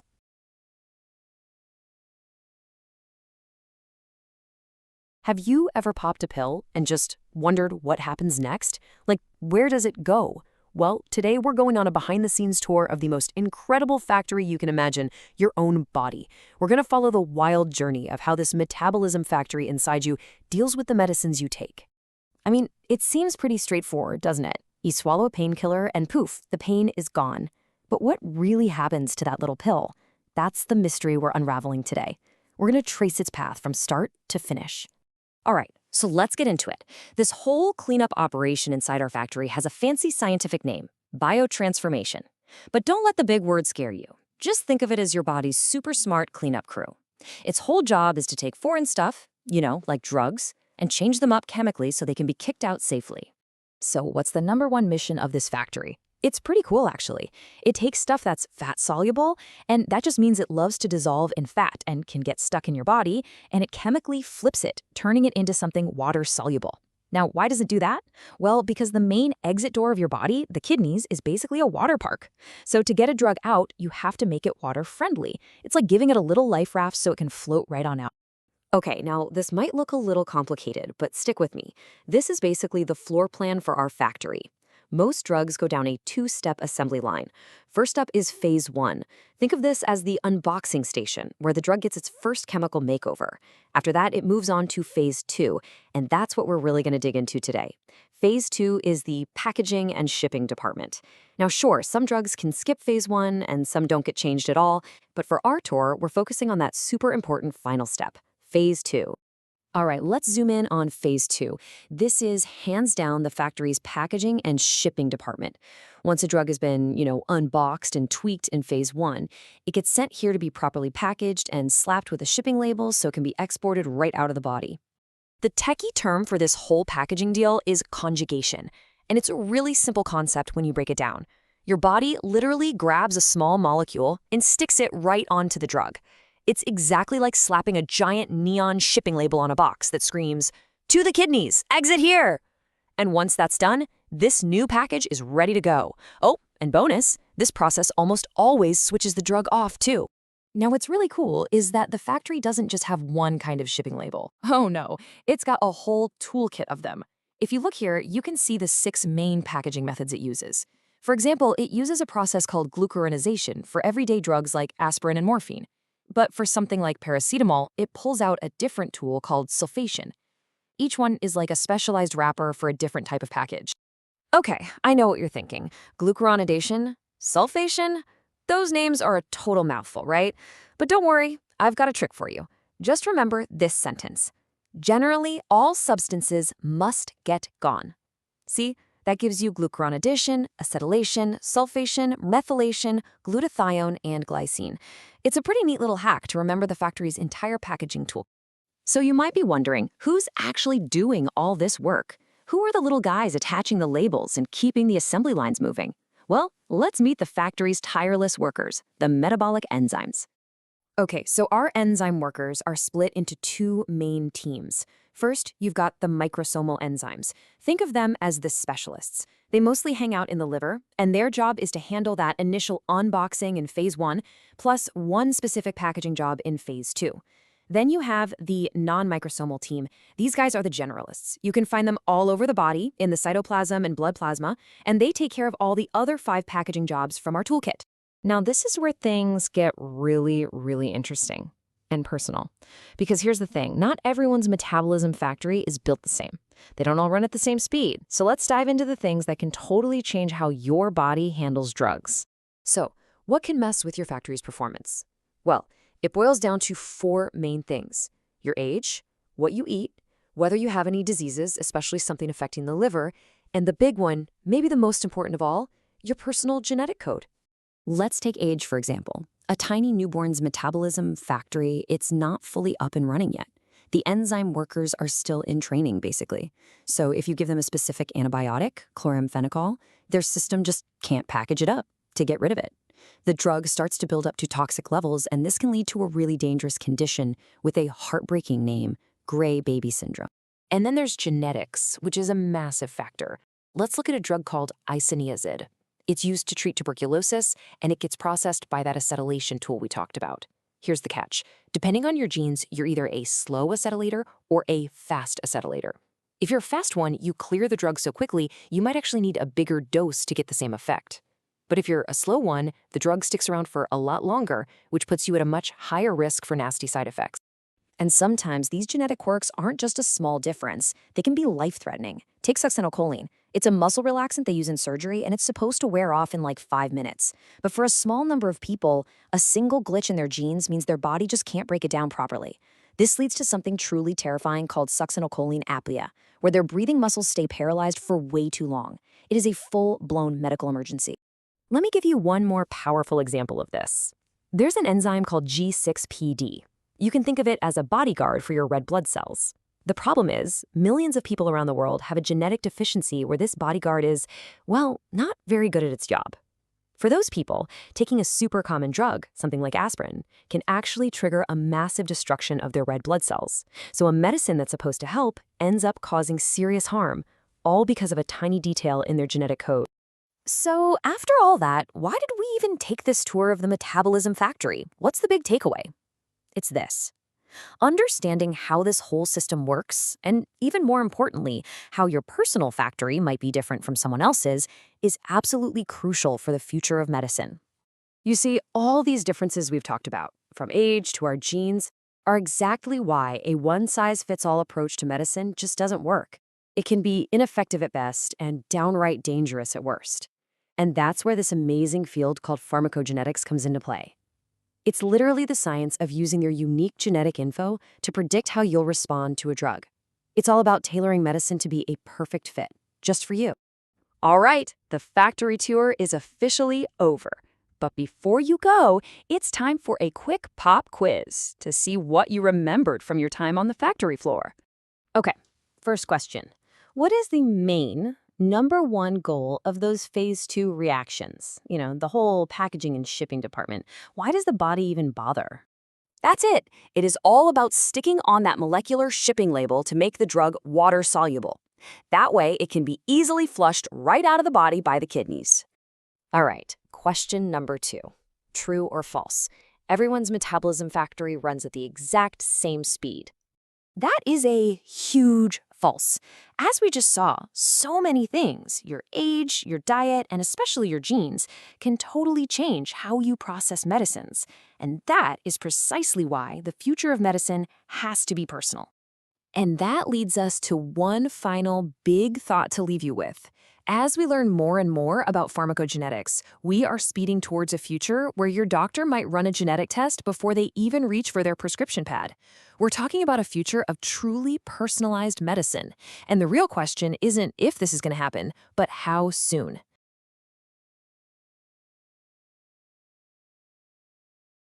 You ever wondered about this? How can taking one pill completely mess up another one you're taking? We're diving into what I like to call the body's internal traffic jam. It's this wild process that can make a drug totally useless or even, dangerous. So let's get into it. I mean, this is a huge question in medicine, right? How can something as common as an antibiotic suddenly make your daily medication fail? Or, and this is the scary part, how can a new prescription turn a drug you've been taking safely for years into something toxic?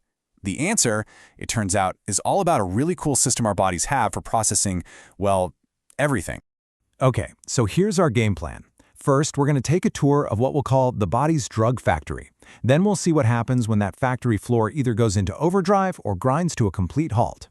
After that, we'll look at the real-world impact of all this, and I'll give you a few easy memory tricks so you don't forget it. All right, let's step inside. Welcome to the body's drug factory. To really get this, you've got to picture your liver. It's not just an organ, it's this massive 24/7 factory. And running the whole show are our key workers, these tiny proteins called microsomal enzymes. So these microsomal enzymes, they're basically the assembly line workers.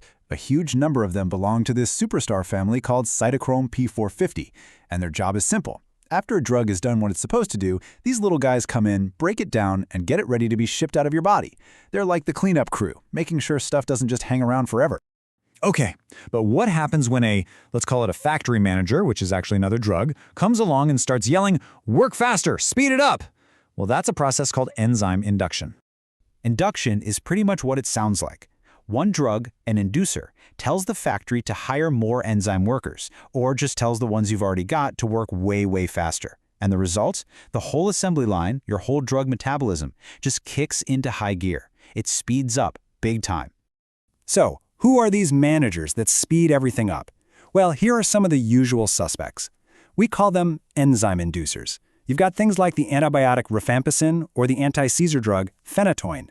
These guys are famous for telling the factory to hit the gas. Yeah, I know. Trying to memorize that list is not fun.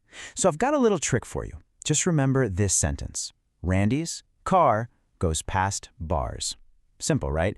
Randy is for rifampicin, car for carbamazepine, goes for griseofulvin, past for phenytoin, and bars for barbiturates. See? Easy. Okay, so we've covered speeding up, but what about the opposite?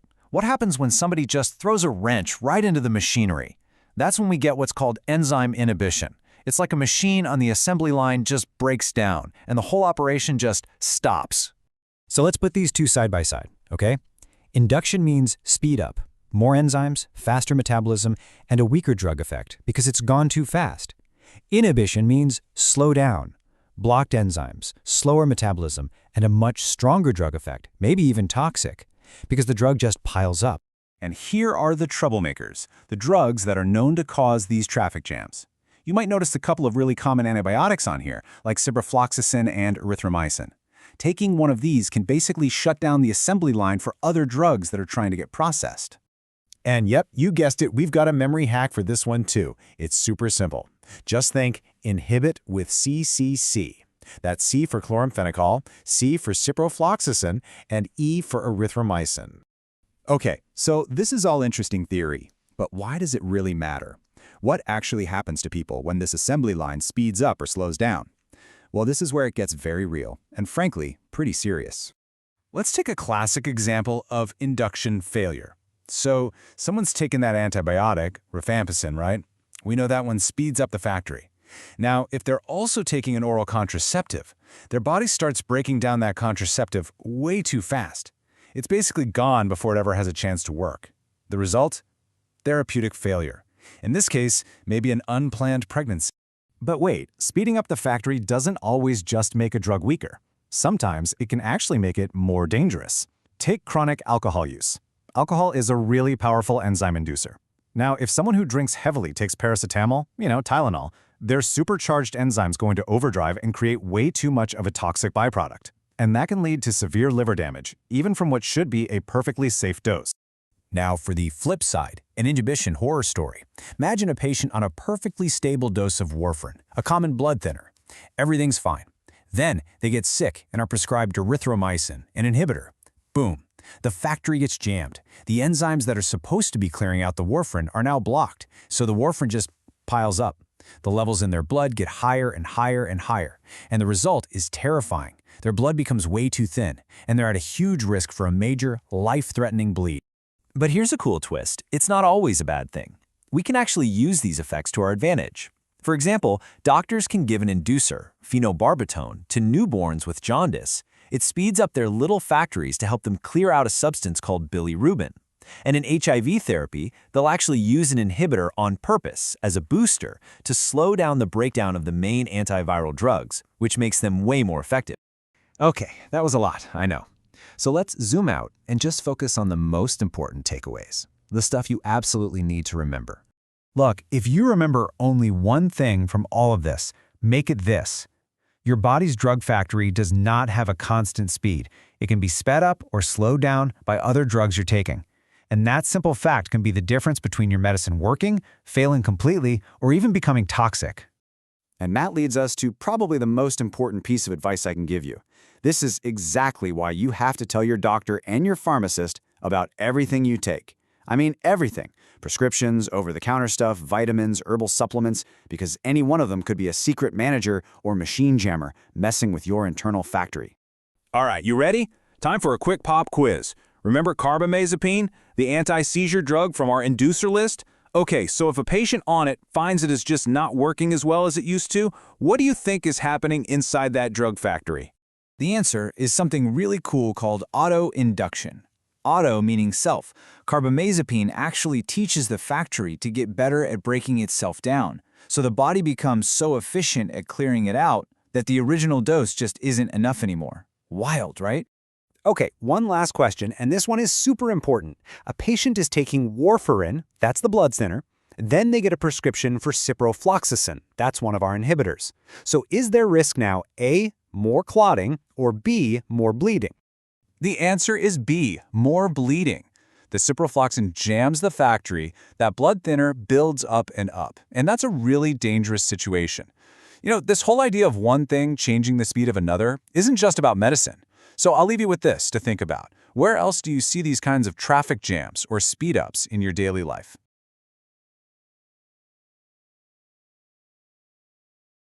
All right, let's talk about something we all do. We take medicine. But have you ever stopped to think about what happens after it's done its job? We're diving into the final chapter of a drug's story inside your body, what I like to call the Great Escape. We're talking all about drug excretion. I mean, really think about it. You pop a pill for a headache, the headache vanishes, and that's it, right? Problem solved. But not really. Your body has this amazing, super efficient cleanup crew that has to come in and deal with the leftovers. So the real question is, where does all that stuff actually go? Well, there's a name for this whole process, and it's called drug excretion. It's just a fancy way of saying it's how the body gets rid of a drug and all the little bits it's been broken down into. Those are called metabolites. Basically, it's the body's way of saying, all right, thanks for your help, now here's the door. And trust me, this final step is absolutely critical. So, think of your body like a big building with a bunch of different exits. A drug can sneak out through your breath, through your poop, even through sweat and saliva, and yes, even breast milk. But there's one exit that's like the massive main gate, the one that handles most of the traffic, and that's the kidney. So naturally, that's where we're going to spend most of our time. Now we're heading into the kidney's triple check system. And I want you to get this image out of your head of the kidney just being a simple drain. No, it's way cooler than that. It's like a super high-tech security checkpoint, a really sophisticated filtering system that's constantly making decisions about who gets to stay and who gets kicked out. So how does this whole thing work? Well, it boils down to a pretty simple bit of math, an excretion equation, if you will. Basically, what ends up getting peed out is everything that gets filtered in, plus everything that gets actively pushed in, minus anything that gets pulled back into the body. You've got two things working to get the drug out, and one thing trying to pull it back in. It's this constant tug of war. Okay, so let's look at the kidney's three-step process. First up, you have glomerular filtration. That's the first checkpoint. Then there's tubular reabsorption. Think of this as the pullback. And last, active tubular secretion, the express lane out. Let's dig into each one. All right, step one, filtration.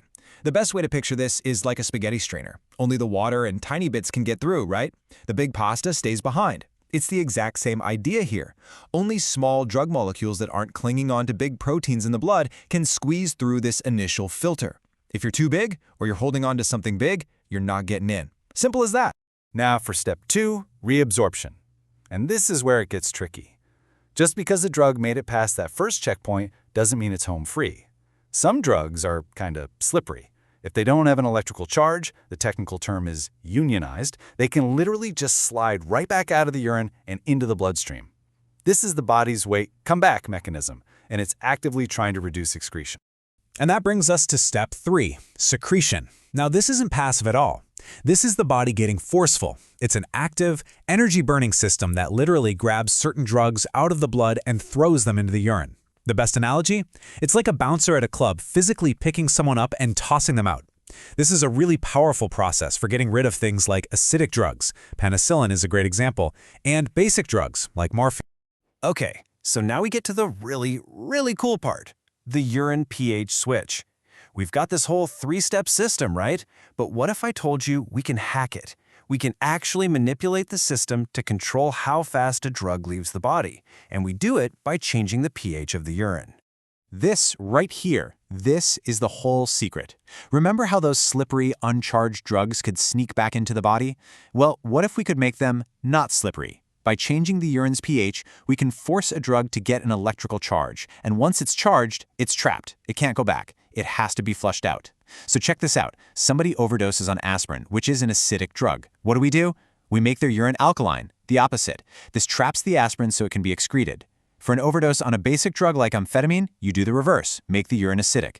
It's this genius opposites attract and excrete idea, and it is a life-saving tool in the ER. And this is not just some textbook theory, this has huge real-world consequences. Take this example with probenecid and penicillin. Both of them are acidic drugs, which means they're trying to use the same bouncer, that active secretion system, to get kicked out. So what happens if you give someone probenecid? It basically creates a long line at the exit. It clogs up the system, so penicillin can't get thrown out as fast. The result? The penicillin hangs around in the body longer, doing its job for an extended period. It's a really clever way to boost a drug's effectiveness. So we've given the kidney a lot of attention, and for good reason. It's the star of the show. But it's not the only exit. Let's do a super quick tour of the body's other side doors. You can see a few examples here. The lungs are a big one for things like alcohol. That's exactly how a breathalyzer works. Others get mixed with bile and come out in your feces. Some even show up in your saliva, which is pretty wild. Lithium levels in saliva can actually be used to track treatment. But the one we really have to pay attention to is milk. Figuring out which drugs can pass into breast milk is absolutely essential for keeping nursing babies safe. Some, like penicillin, are fine. Others, like amiodarone, are a big no-no. Okay, so we've been through a lot of biology. Let's bring it all home. Why does any of this matter? What's the big take-home message here? So let's answer the big questions. What's the main takeaway? Simple. The kidney's three-step process is the body's #1 cleanup crew for drugs. Can we actually influence it? You bet we can. Changing urine pH is a powerful tool, especially in emergencies. Does it affect drug safety? 100%. It's the reason some drugs mess with each other, and it's why doctors are so careful with dosages if your kidneys aren't working perfectly. And what's a key consideration we can never forget? Drug excretion into breast milk. It is absolutely vital for the safety of a nursing baby. And that leaves me with one final thought to leave you with. Right now, we use all this knowledge to deal with problems like overdoses or to make drugs work better. But what about the future? As we get smarter about these incredibly complex exit routes, could we start designing personalized medicine? Imagine a drug engineered to last the exact amount of time your body needs it to. Not a minute more, not a minute less.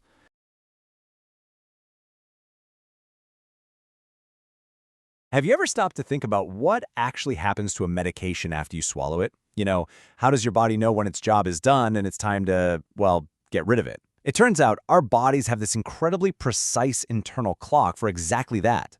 Let's dive into the fascinating science behind how drugs make their exit. And that internal clock is really the key to answering a super common question, one you've probably even asked yourself while looking at the instructions on a medicine bottle. Yeah, this one right here. Why the big difference? One pill you're taking every 4 hours, but another one you just take once and you're good for the whole day. It might seem kind of random, but trust me, it is a very precise calculation. And the answer lies in a concept that's just absolutely central to how medicines work. And that concept is called half-life. The best way to think about it is like an internal biological countdown that starts ticking the second a drug gets into your bloodstream.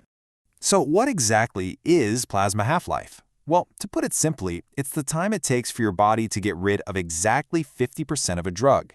It's really just a measure of how long that drug is going to stick around. Now, what's really cool is when you see it visually like this. Let's say you start with a 100 milligram dose of a drug. After one half-life passes, you're down to 50 milligrams. Makes sense, right? But after a second half-life, you're not at 0. You're at half of what was left, so 25 milligrams. And it just keeps halving from there. And boom, this takes us right back to our original question. Aspirin's half-life is about 4 hours, so to keep the drug working effectively in your system, you need to kind of top it up every 4 hours or so, right before it drops too low to do its job. So you see, half-life isn't just some random number, it's the absolute key that helps doctors figure out the dosing schedule. It tells them how long a drug will work and how often you need to take it. It also gives us a good rule of thumb. After about 4 to 5 half-lives, a drug is pretty much all gone from your system. But this whole halving process, it doesn't just happen by magic. Your body has this incredibly efficient system for it. You can think of it as a cleanup crew. So let's meet the team. The official pharmacology term is clearance. It's a measure of how good your body is, mostly your liver and kidneys, at cleaning a drug out of your bloodstream. So the higher the clearance rate, the faster that cleanup crew is working. But that leads to the next logical question, right? Does this cleanup crew always work at the same pace? Or can it get overwhelmed? Because the answer to that question changes everything. It turns out there are two main rules, or you could say speeds, that this cleanup crew follows. And they're known in pharmacology as first-order and zero-order kinetics. Okay, let's break this down because the difference is super important. With first-order kinetics, your body eliminates a constant fraction, like 50% every hour. The more drug there is, the faster your body gets rid of it. This is how almost all drugs work. But with zero order, it's different. The body eliminates a constant amount, let's say 10 milligrams, per hour, no matter how much is actually in your system. Here's a great way to think about it. Imagine a nightclub. In a first-order club, the bouncer lets out 50% of the crowd every hour. So if the club is totally packed, a ton of people leave. If it's nearly empty, only a few people leave. The rate is proportional. Now, in a zero-order club, that bouncer has a super strict rule. Only 10 people can leave per hour. That's it. It doesn't matter if the club is dangerously overcrowded or if there are only 11 people inside. The exit rate is totally fixed, and you can probably already see how that might become a problem. And that's exactly what happens when the body's cleanup crew gets totally overwhelmed. The rules of the game can suddenly change, and that's when things can get dangerous. This is something called saturation kinetics. See, at a normal dose, a drug follows the safe, predictable first-order rules. But if the dose gets too high, the whole system gets saturated. It just can't keep up. It's forced to switch to that slow, fixed-rate, zero-order rule. And at that point, even a tiny increase in the dose can cause the drug levels in your body to spike, big time. This is exactly why it's so critical to always follow prescribed dosages. You could unknowingly push your body's cleanup crew right past its breaking point. And don't just take my word for it, the pharmacology sources are very clear on this. This switch can lead directly to drug toxicity. A classic example is the epilepsy drug phenytoin. Its elimination system can get saturated really easily, which is why doctors have to monitor the levels in a patient's blood so carefully. Whew. Okay, that was a lot of information, I know. So let's try to consolidate this into a simple toolkit you can use to remember these really crucial concepts. Since there are really only a few common drugs that follow these risky zero-order rules, there's a super handy mnemonic to remember them. Just remember to eat your P's. P is for phenytoin, E is for ethanol, which, is just alcohol, and A is for aspirin, but specifically at high toxic doses. All right, pop quiz time, just to make sure all of that's stuck. First question. What's the standard go-to elimination rule that the vast majority of medications follow? And the answer is first-order kinetics. That's the predictable, proportional system where the body clears a constant percentage of the drug over time. It's the body's standard, safe, and efficient operating procedure. And for our final question, let's bring this all the way back to the real world, to the doctor's office. Why is knowing a drug's half-life so incredibly important for your doctor? It's because half-life is the master key that dictates your entire dosing schedule. A drug with a really short half-life, like the local anesthetic lignocaine at about 1 hour, it works fast and it leaves fast. But a drug with a longer half-life, like our old friend aspirin, sticks around longer, which allows for less frequent dosing. Simple as that. So there you have it. We've unpacked the body's internal clock and its amazing cleanup crew. We get the safe rules and the dangerous exceptions. But all of this assumes the system is working perfectly. And that leaves us with one last really crucial question. What happens to all these precise calculations when that cleanup crew is compromised?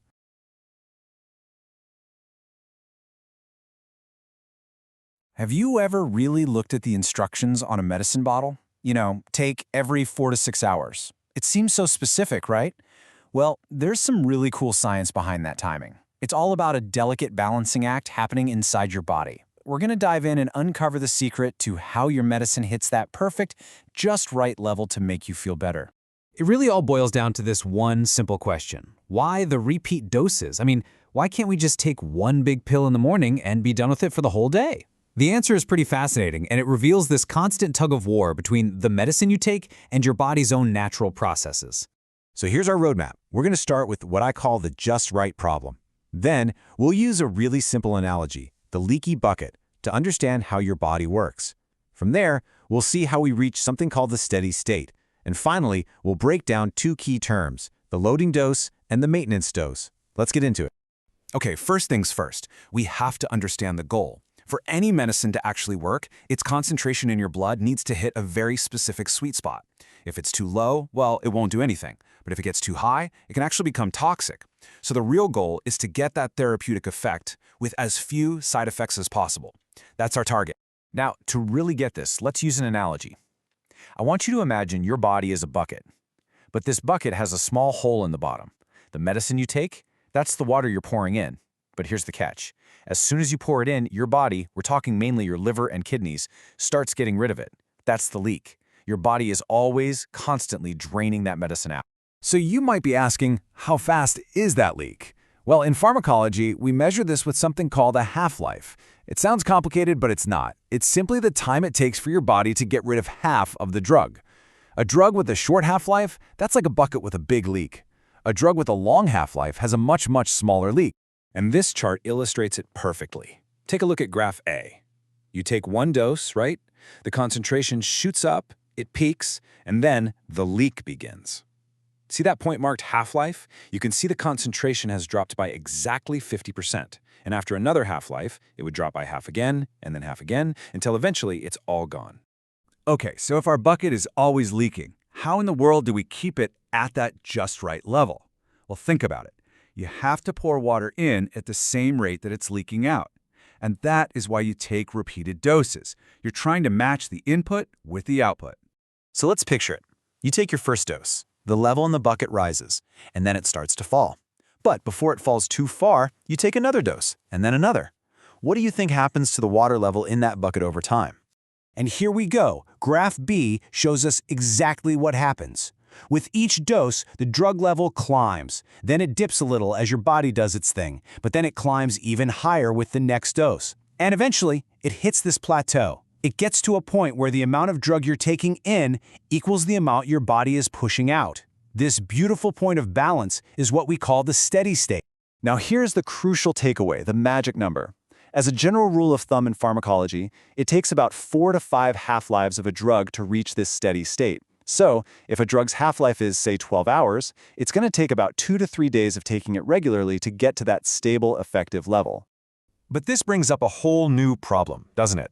What if someone is really, really sick? What if you have a life-threatening heart problem and you can't afford to wait 2 or 3 days for the medicine to finally start working? Is there a way to, fill the bucket faster? Oh, absolutely.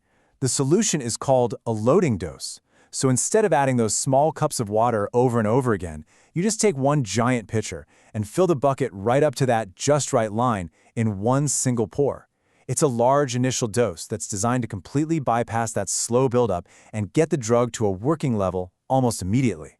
Awesome. So we've used a loading dose to fill the bucket up super fast. But wait a minute.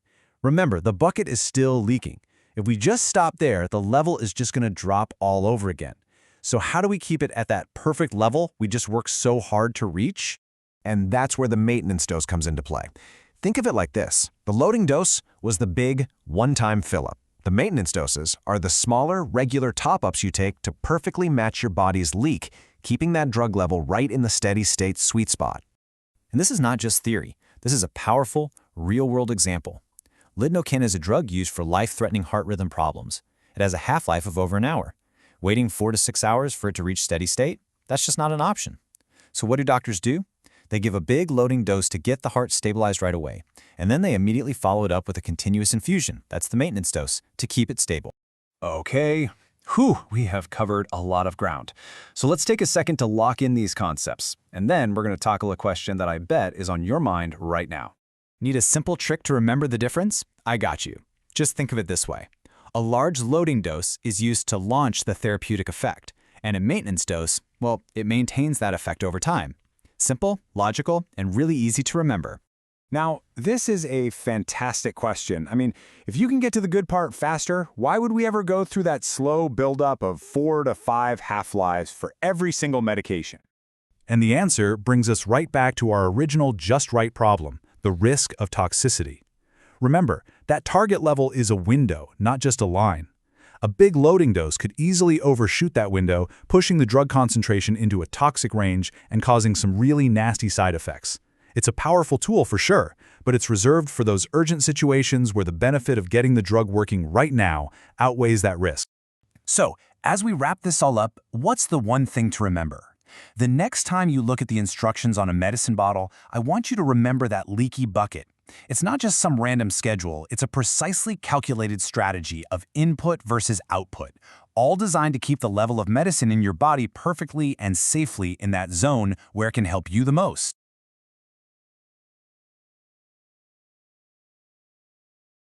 All right, let's talk about something you might not think about when you take medicine. We usually assume it's simple, right? You take a pill, you get better. But what if I told you that for some of the most important drugs out there, it's not a one-size-fits-all deal? It's really more like trying to find a Goldilocks zone. Not too little, not too much, but a dose that's just right. And that's where this incredible field called therapeutic drug monitoring comes into play. So that's the big question, isn't it? How do doctors find that perfect sweet spot for you? Because think about it, everybody is different. Our metabolism, our weight, our overall health, all these things can dramatically change how a drug works in our body. And as you're about to see, getting that dose wrong, well, it's not a minor issue. It can be the difference between a medicine that heals and one that harms. And this really gets to the heart of the problem. If the dose is too low, you're just not going to get the effect you need. The illness goes untreated. But if you push it too high, that same helpful medicine can become dangerous, even toxic. It is such a delicate balancing act for doctors to manage. So how do they navigate this tricky situation? Well, this is our main topic today: therapeutic drug monitoring, or TDM for short. Instead of just making an educated guess, TDM is all about science. Doctors can actually measure the exact amount of a drug floating around in a patient's bloodstream. This gives them hard data to work with, so they can fine-tune the dose for that one specific person. It's a huge part of what we call personalized medicine. Now, this doesn't mean you need a blood test every time you take an aspirin. TDM is a really powerful tool, but it's saved for very specific, often high-stakes situations where getting that dose exactly right is absolutely crucial. TDM really becomes essential in a few key scenarios. It's for those drugs where the line between helpful and harmful is razor thin. That's what doctors call a narrow therapeutic index. It's also super important when a drug is known to affect people very, very differently. Or sometimes it's as simple as checking if a patient is remembering to take their medicine. And critically, if someone's kidneys aren't working well, a drug can build up to toxic levels. TDM is like a safety net to catch that before it happens. This quote just says it all, doesn't it? That narrow therapeutic index really means you're walking a tightrope. On one side, you've got effective treatment. On the other side, you've got serious side effects. For some drugs, that tightrope is incredibly narrow, and TDM is the balancing pole that keeps everything safe. And we're not talking about some rare experimental drugs here. These are important, widely used medications. You've got lithium for mental health conditions, digoxin for heart problems, phenytoin for seizures, and a whole class of powerful antibiotics called aminoglycosides. For all of these, getting the dose just right isn't a nice to have. It's an absolute must. And it's not just about planning treatment from the start. TDM also plays a heroic role in emergencies. If someone has a drug overdose, for example, being able to quickly measure how much of that drug is in their system can literally be life-saving. It tells the emergency team exactly what they're up against. Okay, so TDM sounds amazing, right? You might be wondering, why not just use it for every single drug? Well, here's the twist. Sometimes more data isn't actually better data. Sometimes there's a much simpler, more direct way to get the answer you need. So let's flip the script and look at the other side of the coin. There are plenty of times where doctors have other clues to follow, making a TDM blood test completely unnecessary. It really comes down to three main situations where TDM takes a back seat. First, and most obviously, is when you can just measure the drug's effect directly. Second is for drugs where people build up a tolerance. The blood level just doesn't tell the whole story anymore. And third, there are some really interesting drugs where the good effect sticks around long after the drug has left your system. This first point is the easiest to understand. I mean, think about it. If you give someone a medicine to lower their blood pressure, do you need a complicated blood test to see if it's working? No way. You just grab a blood pressure cuff and measure it directly. It's simple, it's fast, and it gives you the exact answer you're looking for. And this same common sense logic applies to a whole bunch of other huge drug classes. For anti-diabetic drugs like insulin, you check blood sugar. For blood thinners, you measure how fast the blood clots. In all these cases, the direct clinical measurement tells you everything you need to know. The actual drug level becomes kind of irrelevant. So what about those other two reasons? Well, take opioids. A person might need higher and higher doses over time to get the same pain relief because their body develops a tolerance. So the amount in their blood is a really poor guide to how it's actually working. Then you have something like omeprazole, a common acid reducer. It works by turning off the acid pumps in your stomach. And here's the cool part. Even after the drug is long gone from your blood, those pumps stay off. The effect just outlasts the drug. So what's the big picture here? When you put it all together, knowing when you need a blood level and when you can just look at the direct effects, you start to see that therapeutic drug monitoring is a perfect example of precision medicine in the real world. And that's really the bottom line. TDM isn't some routine test. It's a highly specialized, incredibly powerful tool that lets doctors customize treatment when the stakes are high and the margin for error is tiny. It's all about making sure each patient gets a dose that is precisely right for them, maximizing the good and minimizing the bad. And this all leaves us with a final, bigger question to think about. This whole topic really highlights a core challenge in modern medicine. How do we balance complex data with simple, direct observation? We have amazing tech that gives us precise numbers, like a drug concentration, but we also have a simple blood pressure cuff. The real art of medicine is knowing which tool to use and when, finding that perfect blend of high-tech data and the human side of healing.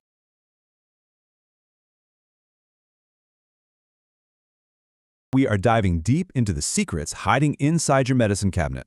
We're going to unlock some of the clever tricks of pharmacology that explain why some pills are like a drug cocktail and why others are designed to work all day long with just a single dose. So have you ever looked at a pill and just wondered what's really going on in there? Why is this one pill a mix of multiple drugs while that other one seems to be done working by lunchtime? Well, those are the two big mysteries we are solving today. Okay, first up, let's talk about that cocktail pill. The official name for this is a fixed dose combination, or FDC for short. And it's actually a brilliant strategy that makes treatments way more effective and a whole lot easier to take. So what is an FDC? It's pretty much exactly what it sounds like. You take two or sometimes more active drugs and you combine them into one single pill in a very specific, unchanging ratio. You can almost think of it like a 2-in-1 shampoo, but for medicine, you get all the benefits in one simple step. And let me tell you, these aren't some obscure niche products. They are absolute workhorses in the world of medicine.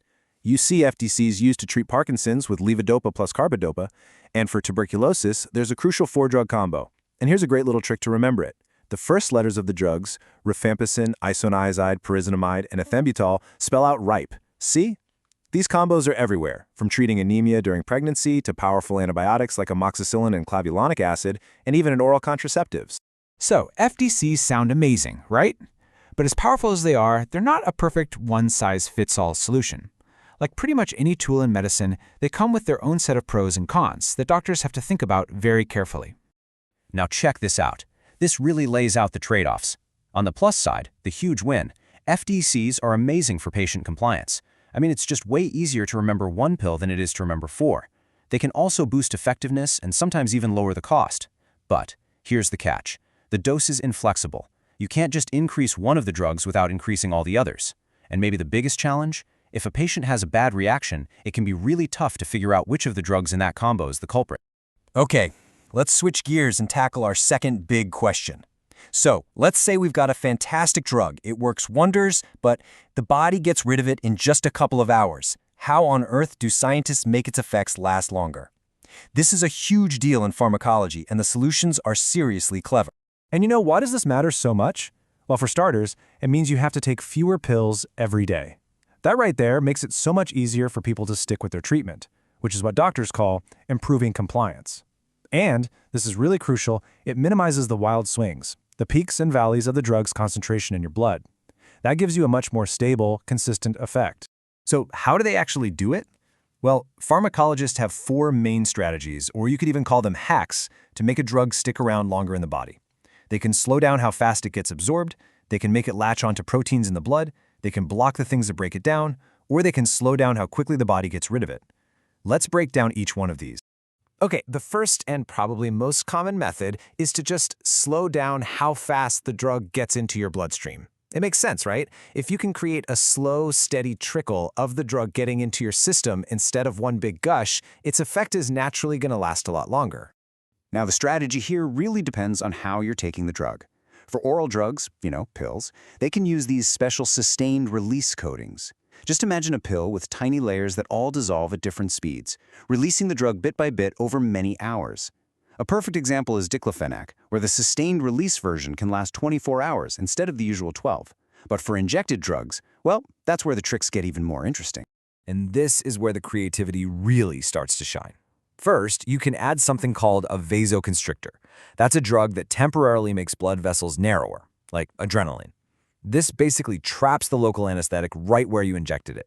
Second, you can make the drug less soluble, so it doesn't dissolve easily. You do this with penicillin G by combining it with procaine or benzathine. This forms tiny crystals under the skin that release the drug super slowly. Other tricks?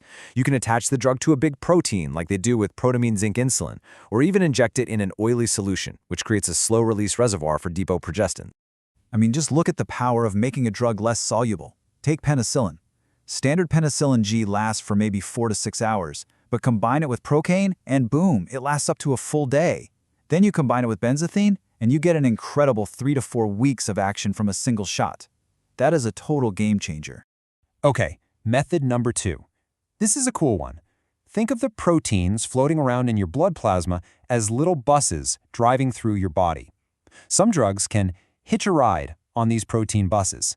But here's the thing, only the free drug that hops off the bus is actually active. So if you can design a drug that binds more tightly to those proteins, it'll get off at much later stops, making its effect last way longer. And you want a perfect real-world example? Just compare these two sulfa drugs. You have sulfadiazine, which isn't very protein-bound, and its action lasts about 6 hours. Then you have sulfadoxine, which is highly protein-bound. It just loves staying on that protein bus, and its duration, 1 whole week. That is a massive difference, all from a small change in how it interacts with protein. All right, time for our third hack, blocking the metabolism. Think of certain enzymes in your body as little Pac-Man just gobbling up drug molecules. So the question is, what if you could give those enzymes something else to chew on to protect your main drug from being eaten? And here is a textbook example of how this works. The cancer drug 6-mercaptopurine, or 6-MP, is normally broken down really quickly by a specific enzyme.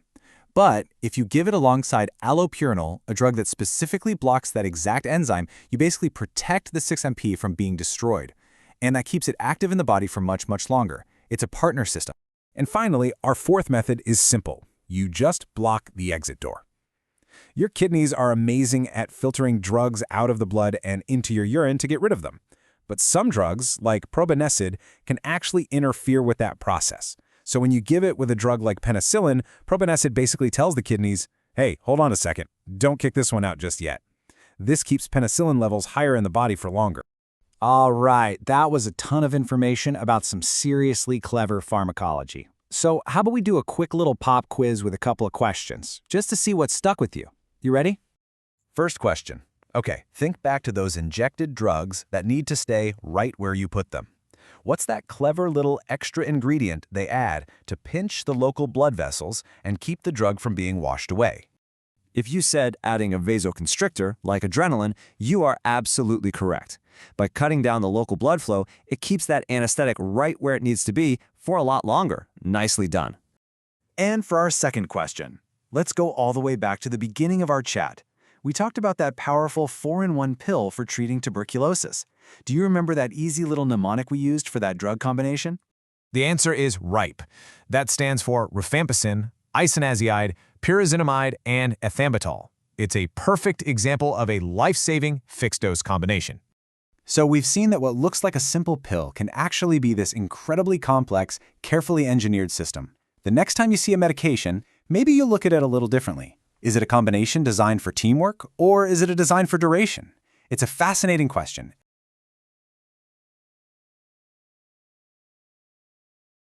We take medicines all the time, right? For a headache, an infection, or maybe a chronic condition.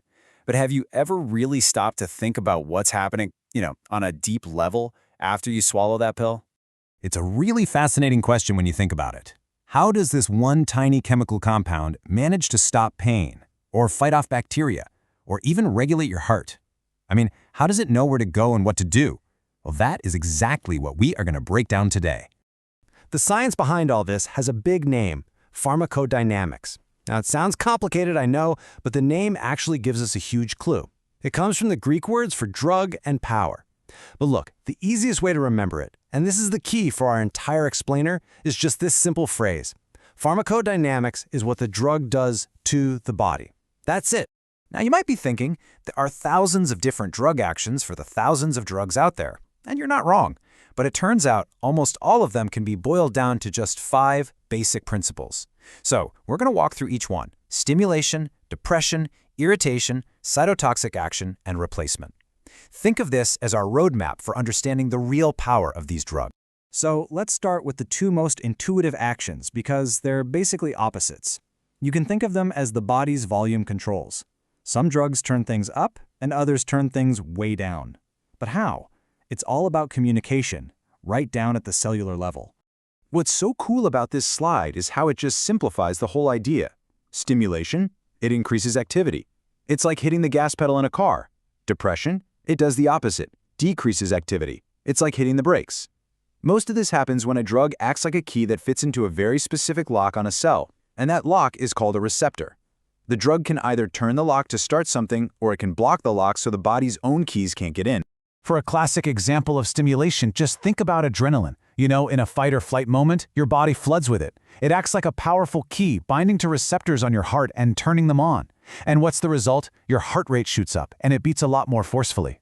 A more common stimulant? Caffeine. It actually works by blocking the receptors for a chemical that makes you sleepy. So by jamming that lock, caffeine literally stops you from slowing down. And for depression, a really common example is alcohol. Now, this doesn't mean it makes you emotionally depressed. It means it enhances the effect of a natural brake pedal chemical in your brain, slowing down your brain function and your reaction time. On the other side of things, a doctor might prescribe something like a beta blocker for high blood pressure. That drug works by physically blocking the adrenaline receptors on the heart. It's like putting a cover over the lock, so even if your body releases adrenaline, the key can't get in to rev up the heart. The result is a lower heart rate and lower blood pressure. Okay, let's move on to our next 2 categories. These actions are less about turning our own systems up or down, and more about targeting specific problems head-on, either by attacking invaders directly or by creating a kind of local distraction. Cytotoxic action. Yeah, it sounds intense, because it is. Cyto just means cell, and toxic means poison. So these drugs are literally designed to be poisons, but the absolute genius is in their selectivity. They are designed to hunt for tiny differences between the enemy cells and our own. Take antibiotics. They're cytotoxic to bacteria. Penicillin, for example, attacks a structure in the bacterial cell wall that our human cells just don't have. It's like a weapon that only works on a very specific type of armor. It's the same idea with many chemotherapy drugs. They target rapidly dividing cells, which is a hallmark of cancer. Of course, that's also why they can cause side effects like hair loss, because our hair follicle cells also happen to be rapidly dividing. Now this one seems strange at first. How could irritating your body actually help with pain? Well, this is where counter-irritants come in. When you rub a cream with something like menthol or eucalyptus oil on a sore muscle, it causes a mild, surface-level irritation or a cooling feeling. This sensation sends a rush of signals along big nerve fibers up to your spinal cord. And get this, those signals get priority. They essentially close the gate, blocking the slower, duller pain signals from your sore muscle from ever even reaching your brain.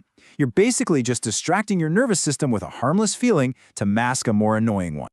And that brings us to our 5th and final mechanism of action. This one is all about restoring balance. It's about replacing something the body needs, but for whatever reason, can't make enough of on its own. It's a really fundamental and often life-saving approach.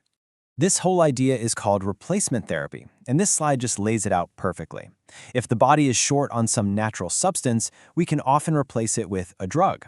For a person with type 1 diabetes, their pancreas isn't making insulin, so they take insulin to manage their blood sugar.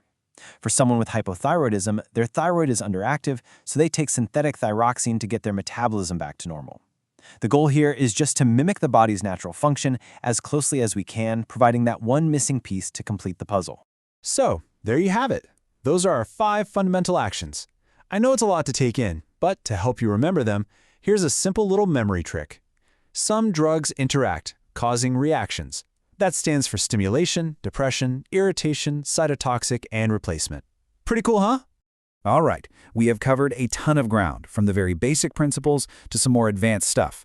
So let's lock in that knowledge with a few key questions, just to make sure the most important points really stick. First up, if you forget everything else from this explainer, what is the single most important takeaway? That's it. Simple as that. It's the drug's action, its power, its effect on you. Pharmacodynamics is the study of what the drug does to the body, all the way from the whole system down to a tiny individual cell receptor. Now, this is a really common misconception. Do all medicines work by stimulating us, like hitting that gas pedal? No, absolutely not. And this is a really crucial point. As we just saw, a lot of important drugs are depressants, designed to slow things down by blocking receptors, like those beta blockers. And others, like antibiotics or chemotherapy, they aren't really interacting with our system's on or off switches at all. Their entire job is to be selectively toxic, to destroy invaders. Let's go back to that counterintuitive one. How does that muscle rub really work its magic? Yeah, it's a clever bit of neural trickery based on something called the gate control theory. The mild irritation signal travels on really fast nerves, and it gets to a gate in the spinal cord first, and it closes it before the slower signal from your deep muscle pain can get through. So by creating this harmless sensory noise, it effectively blocks the pain signal from ever reaching your brain. And that brings us to our final thought. We've covered 5 fundamental principles. So how do we go from these 5 general actions to thousands and thousands of highly specific drugs? Drugs that can target one tiny subtype of receptor in the brain or a single crucial enzyme in a bacterium. Well, that incredible specificity, that ability to design a perfect key for one single unique lock among trillions, that's the next layer. It's what truly defines the modern science of pharmacology.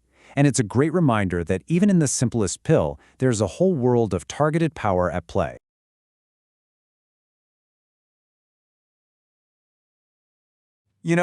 Have you ever just looked at a tiny little pill and thought, how? How on earth does this one thing navigate the massive, complex world inside your body to find exactly where it needs to go and do its job? It honestly feels like magic, right? We're going to pull back the curtain and look at the real science behind it all.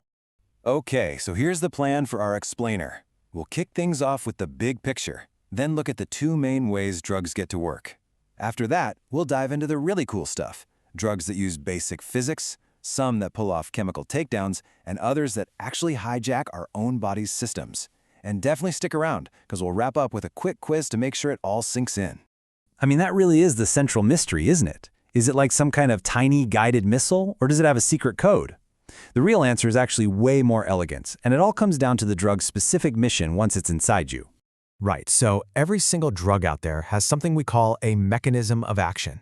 You can think of it as its own unique instruction manual. It's the very specific process it kicks off to get a result. This is the absolute secret to its power. So, when a drug gets into your body, it pretty much comes to a fork in the road. It's going to work in one of 2 fundamental ways. And let me tell you, understanding this split is totally key to, understanding pretty much all of modern medicine. So what is this big choice? Well, it's whether the drug is receptor-mediated, meaning it's like a key that's perfectly designed for a specific cellular lock, or non-receptor-mediated, where it uses other more direct tricks to get the job done. This one distinction changes everything. Now, most of the drugs you probably hear about use this incredible lock and key model.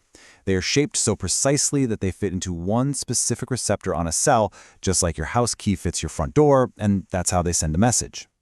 But today we are going down the other path. We're going to explore the absolutely fascinating and ingenious world of drugs that don't need a key at all. Okay, our first category of these keyless drugs is amazing because they use simple, powerful physical principles to do what they do. This is where pharmacology meets high school physics, and believe me, it is incredibly effective. And what's so cool is how different these physical actions can be. On one hand, you've got a drug like mannitol. It literally just uses the basic principle of osmosis, the way water moves, to pull dangerous fluid away from a swollen brain. So simple, but so powerful. Then you have activated charcoal, which is basically a super sponge that just soaks up toxins. Even a simple cough syrup does this. It just physically coats your throat to soothe it. And then, on the most extreme end of the scale, you have radioactive iodine, which uses, radioactivity to destroy harmful tissue. See? No fancy locks or keys needed. Just straight-up physics. All right, next up, the chemical agents. These drugs don't need some complex receptor to talk to. Nope. They work by causing a direct, totally straightforward chemical reaction right where the problem is. And the beauty here is just how simple it is. Think about it. You've got too much acid in your stomach, it's causing heartburn. So what do? You take an antacid, which is a weak base. It is a direct, one-to-one neutralization reaction, just like you learned in chemistry class. Boom, problem solved. Okay, now for a really cool chemical mechanism called chelation. I want you to picture a tiny molecular claw. A chelating agent is designed to just float around in your body, find a specific toxic heavy metal, grab onto it with that claw, and just not let go. This new little bundle it creates is water-soluble, which means your body can just flush it right out. And these chemical claws are incredibly specific. Dimercaprol, for instance, is built to hunt down arsenic. Desferrioxamine, that's the one you use for iron poisoning. And D-penicillamine is designed to go after and capture copper. Each one is a highly specialized chemical tool for a very different and very dangerous problem. Okay, let's get into our most advanced category, how drugs can cleverly interfere with your body's own complex machinery. So instead of just solving a problem from the outside, these drugs actually get inside the system and change the rules of how it works. A really common tactic here is called enzyme inhibition, and this is a perfect example. So, in people with gout, their body makes way too much uric acid, and it uses an enzyme called xanthan oxidase to do it. The drug, allopurinol, basically acts like a roadblock. It just gets right in the enzyme's way, blocks it from doing its job, and stops the overproduction of uric acid right at the source. And this whole hijacking approach is just incredibly versatile. You see drugs blocking enzymes, like ACE inhibitors do for blood pressure.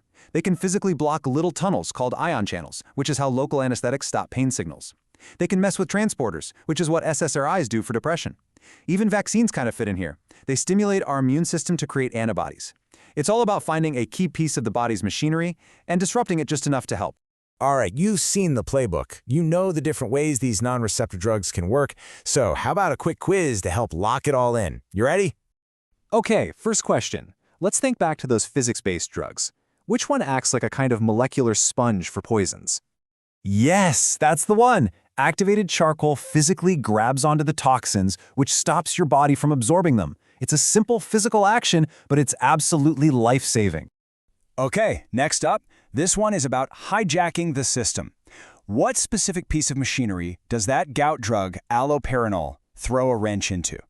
Exactly right. It blocks the enzyme xanthine oxidase. By doing that, it basically shuts down the factory that's making too much uric acid. It's a perfect example of very targeted inhibition. And for our final question, let's talk about a class of drugs that tons of people are familiar with. What is the target of an ACE inhibitor? You got it. It's another classic case of enzyme inhibition. By blocking the angiotensin-converting enzyme, it starts a whole chain reaction that ends up lowering your blood pressure. So what's the big takeaway from all this? Well, while that lock-and-key model is super common, it is far from the only way medicines work. From simple physics to direct chemical reactions to cleverly hijacking our own internal systems, we've seen just how diverse and powerful these other pathways really are. And that really leaves us with a pretty fascinating thought. If we can already use basic physics, chemistry, and even radioactivity to treat diseases, what comes next? Understanding all these different pathways isn't just about knowing how today's medicines work, it's the absolute key to inventing the incredible life-saving medicines of tomorrow.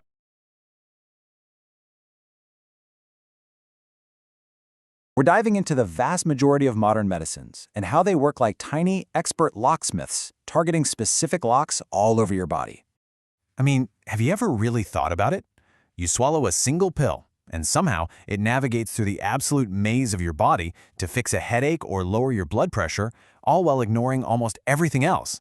How in the world does it know where to go and what to do? Well, the secret is something called a receptor. All right, so here's our game plan. We're going to start with a super simple analogy to get us going. Then, we'll get into the two secret properties that define what a drug actually does. We'll meet the different kinds of keys, from master keys to total blockers, and then we'll wrap it all up with a quick pop quiz to make sure it all sticks. Okay, to kick things off, let's use a classic analogy that honestly makes this whole concept incredibly easy to picture. It's really this simple. Just imagine a drug is a key, and a receptor, which is just a special protein on a cell, is a lock. Now, each drug is very specifically shaped to fit only one kind of lock. That amazing specificity is exactly how a headache pill knows to go after pain signals and not, your eyeballs. So let's translate that little story into the actual science. You have a drug, D, which finds and binds to a receptor, R. When they connect, they form a drug-receptor complex. That's the moment the key clicks into the lock. And that specific connection is what triggers a response in the cell. The simple equation? It's the foundation of pretty much all of modern pharmacology. Okay, so if the drug is a key and the receptor is a lock, what makes one key different from another? Well, it all boils down to two super important ideas: affinity and intrinsic activity. Let's break them down. First up, we've got affinity. All this means is, how well does the key fit in the lock? Does it slide in perfectly? Does it form a nice, tight bond? A drug with high affinity really likes its receptor. It finds that lock and it holds on tight. But, just fitting in the lock isn't the whole story, is it? The key actually has to do something, and that's where intrinsic activity comes in. It's the key's ability, once it's in the lock, to actually turn and open the door, which causes a biological response. So here's the absolute bottom line. Affinity is all about binding. Intrinsic activity is all about acting. Does the key fit? That's affinity. Does the key work? That's intrinsic activity. Every single drug we're about to talk about is defined by its unique mix of these two things. Let's start putting this into practice, and we'll begin with the most straightforward type of drug out there, the agonist. You can think of these as the perfect master keys. An agonist is super simple. Check it out. It has high affinity, meaning it binds perfectly to its receptor lock. And it has high intrinsic activity, which means every time it binds, it triggers the biggest possible response. It's the perfect key that fits perfectly and throws the door wide open. Some classic examples you probably heard of are adrenaline. That's your body's own natural agonist that gets your heart pumping, and morphine, a powerful painkiller that fully cranks open our opioid receptors. Here's a little trick to remember them. Agonists are all about action, just like adrenaline.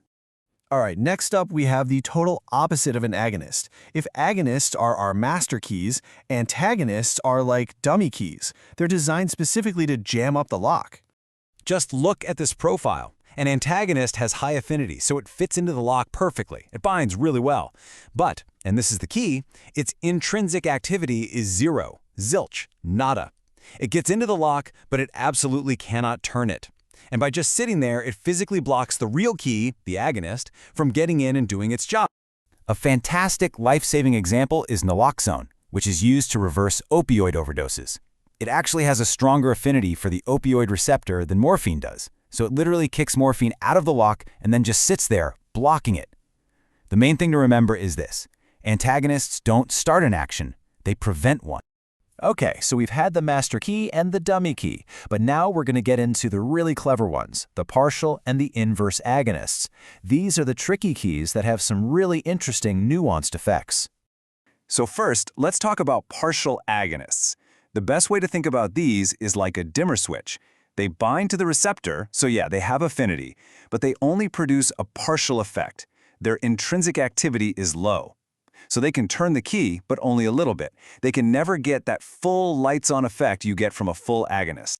A couple of examples are Pindolol, a beta blocker, and buprenorphine, which is used for opioid addiction. And here's the really clever part. Because they're only producing a weak effect while they're sitting in the lock, they're also getting in the way and blocking a much stronger full agonist from binding. So they can kind of act as both an activator and a blocker at the same time. Now for a concept that is truly fascinating, the inverse agonist. This isn't just a key that doesn't work. Oh no. This is a key that binds to the lock and turns it in the opposite direction, creating the exact reverse effect of what an agonist would do. This slide gives the perfect example. So, we have drugs like benzodiazepines, which are agonists that bind to a receptor to make you feel calm and reduce anxiety. But this other substance, beta-carboline, can bind to that very same receptor and act as an inverse agonist. It doesn't just block the calming effect, it actively causes the opposite, anxiety, even convulsions. Same lock, but one key brings calm and the other sounds the alarm. It's wild. Okay, wow, we have covered a lot of ground, from master keys all the way to reverse switches. So now it's time to put it all together and see what you've learned with a quick little quiz. And here it is, your cheat sheet, everything in one place. We've got our agonist, the master key, the antagonist, our dummy key that just blocks, the partial agonist, the dimmer switch, and that tricky inverse agonist, the reverse key. Take a good look because the question is coming up next. All right, you ready? Here we go. Let's say a drug binds very, very tightly to its receptor, so it's got high affinity. But once it's bound, it produces absolutely no biological response. Its intrinsic activity is zero. What kind of drug is it? If you said antagonist, you are 100% correct. High affinity means it binds to the lock, but zero intrinsic activity means it can't turn the key. Its entire job is just to get in the way and block that receptor. And just like that, you've unlocked the fundamental ideas of how most of the medicines we use today actually work.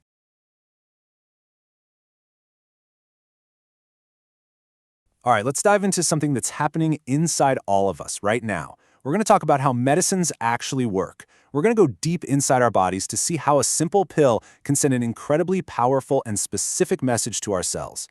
I mean, really think about that for a second. You take a painkiller, and somehow your headache starts to fade. How on earth does that little pill navigate the insane complexity of your body, find the exact right spot, and deliver the perfect message? Well, it turns out it's all about communication. And the secret to that communication, it lies with these amazing little proteins called receptors. The best way to think of them is like specialized mailboxes, or maybe even locks, that sit on the surface of your cells. A drug molecule is like a perfectly shaped key, designed to fit into one specific lock. Once it's in, it turns the key, and that tells the cell to do something. Start an action, stop an action, or change what it's doing. This is literally the language of pharmacology, and today, you and I are going to become fluent. Now, of course, not all of these cellular mailboxes work the same way. They're actually grouped into 4 major families. And this right here is going to be our roadmap for today. We're going to start with the absolute speed demons of the bunch and work our way down to the slow, steady policymakers of the cell. So, first up, we have the fastest of the fast, the ligand-gated ion channels. Now, I know the name sounds super technical, but trust me, the idea behind it is actually beautiful in its simplicity. What's so cool about these is just how direct they are. When a drug, what we call an agonist, binds to this receptor, it's like flipping a light switch. Bam! A channel immediately swings open, and that allows ions, like sodium or chloride, to just flood into or out of the cell. This sudden rush of charged particles completely changes the cell's electrical state, and that triggers a response in just a fraction of a second. So the key takeaway here is speed. We are talking about milliseconds. It is lightning fast. The action is totally direct. It's just opening a gate. The perfect analogy is an instant message. The moment you hit send, it's there. It's received. Classic examples of this are the nicotinic receptors that help our muscles contract, and the GABA receptors in our brain, which are the targets for many anti-anxiety medications. Okay, let's move on to our next family, the G-protein-coupled receptors, or as you'll often hear them called, GPCRs. These are a huge deal.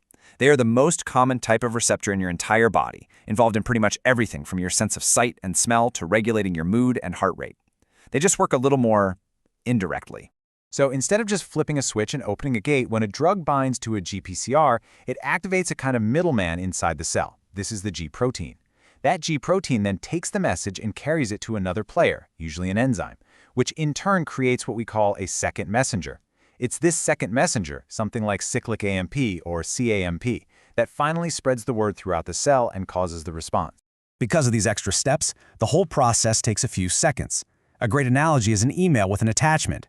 The drug is the email arriving in your inbox, but you need the G protein to actually open the email, and the second messenger is the attachment that has all the real instructions. A ton of important heart medications, like beta blockers, work on adrenergic receptors, which are a classic type of GPCR. Now, this can get a little complex because there are different flavors of G proteins, but I've got a great little memory hack for you. You can remember the main ones like this. G sub S. Well, the S is for stimulates its target. G sub I. The I is for inhibits its target. And then there's G sub Q, which kicks off a totally different, unique cascade. It's just a simple trick to keep them all straight. All right, let's move on to our third family. Now these receptors, they like to play the long game. They take a bit more time to get going, but their effects are really powerful and can last a while. Let's meet the enzymatic receptors. Okay, so this is a different beast altogether. With these, the receptor actually has an enzyme built right into it. So when a drug or a hormone like insulin binds to the outside of the cell, it flicks a switch that turns on this internal enzyme. This kicks off a domino effect inside the cell, a cascade where one protein activates the next, which activates another, and so on until the final message is delivered. So now, we're not talking milliseconds or seconds. We're talking about a time frame of minutes to hours. The best analogy I can think of is a project assignment at work. The boss, that's the drug, gives an order. But that order has to go down the chain of command, from a manager to a team lead to an employee, before the actual work gets done. And the most famous, most important example of this is the insulin receptor. When insulin binds, it kicks off this whole cascade to tell the cell it's time to start pulling glucose out of the blood. And that brings us to our final stop. We're now at the deepest, most fundamental level of how a cell is controlled. We're talking about the nuclear receptors. And a key difference here, these guys aren't on the cell surface, they're waiting inside. This is truly fascinating stuff. For this to work, the drug, like a steroid hormone, actually has to be able to get through the cell membrane. Once it's inside, it finds its receptor partner just hanging out in the cytoplasm. The two of them then travel together into the cell's main headquarters, the nucleus. And there, this drug receptor complex binds directly to the cell's DNA and starts acting like a boss, telling the cell which genes to turn on or off. It fundamentally changes which proteins the cell is going to make. So you can see, this mechanism is all about long-term strategy. The effects can take hours to show up because the cell literally has to build new proteins from scratch. This isn't just giving an order anymore, this is like rewriting the company policy manual. This is exactly how steroid drugs work to reduce inflammation and how thyroid hormones regulate our metabolism, by changing the very genetic expression of our cells. So, okay, we've got the 4 main types down, but why is this so critical to understand in the real world of medicine?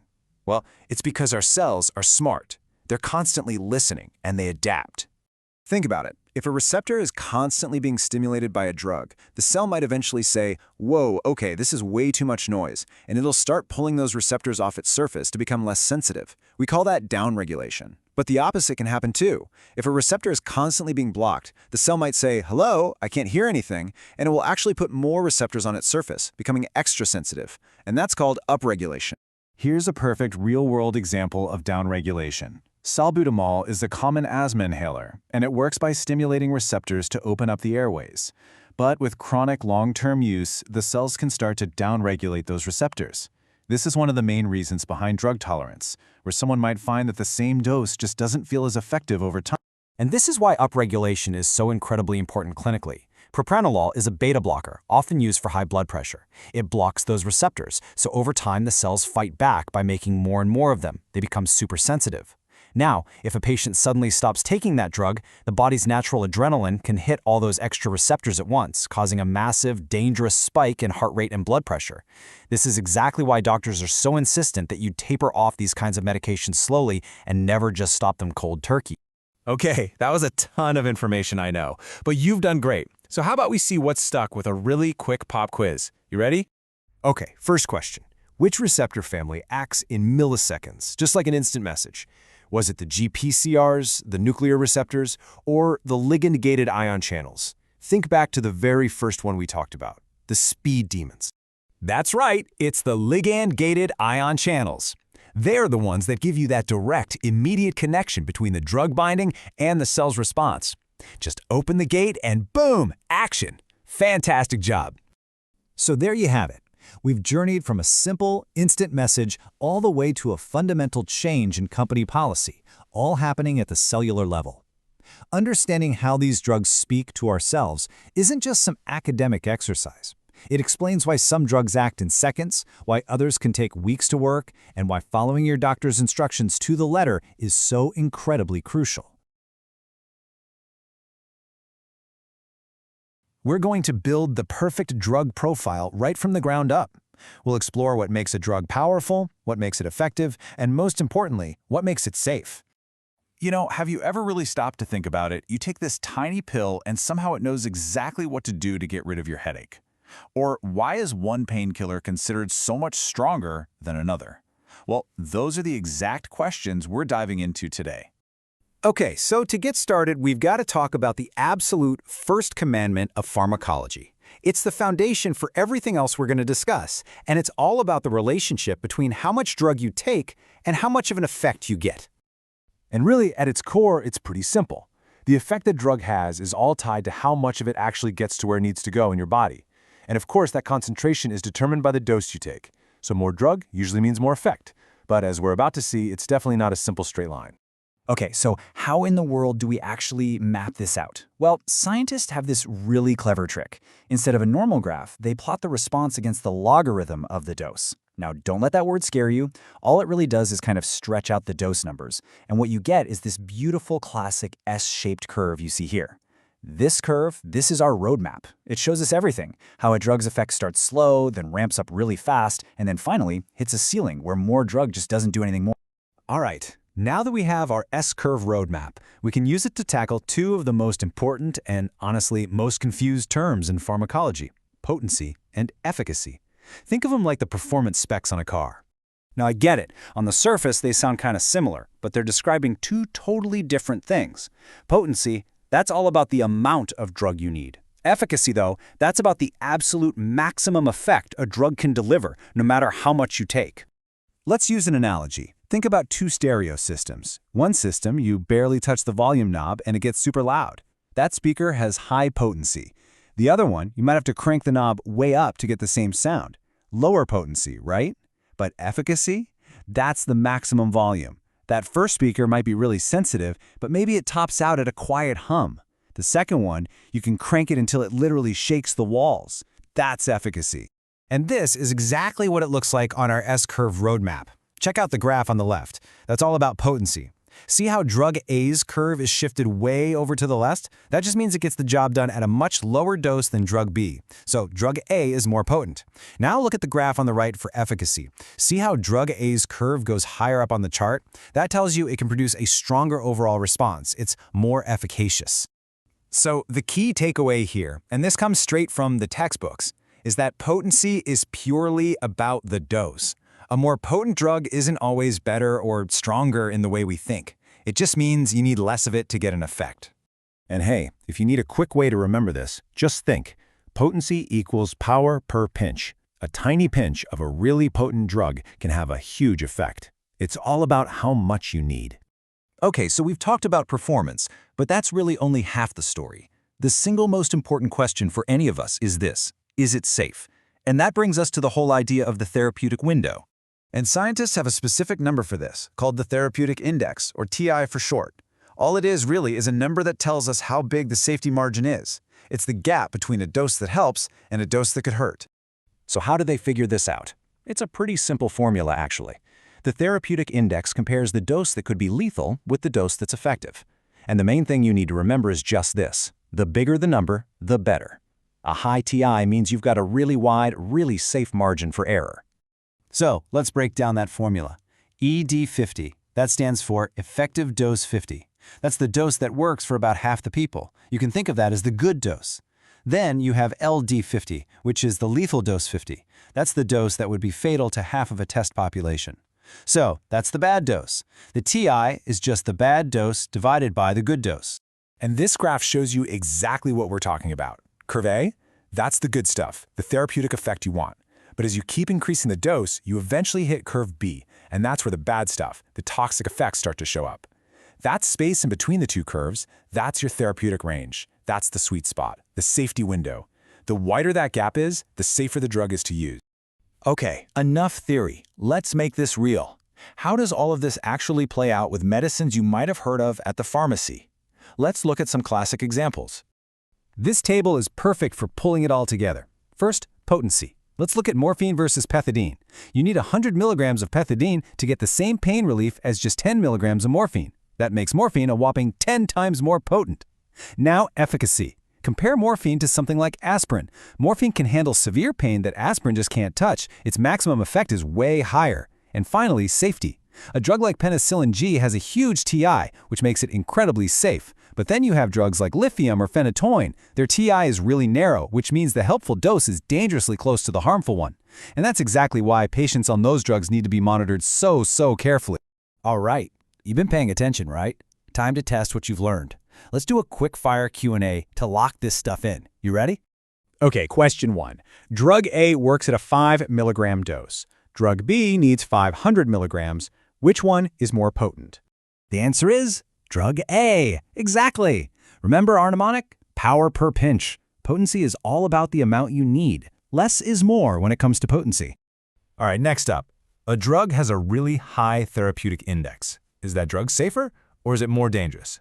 And the answer is safer, for sure.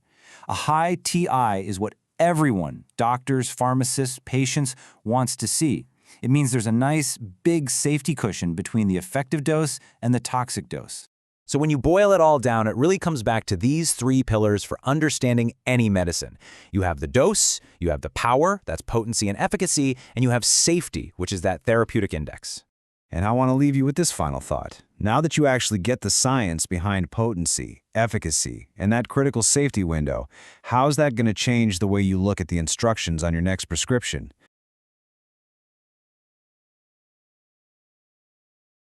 When you take a pill, it's easy to think of it as working all by itself, on a solo mission.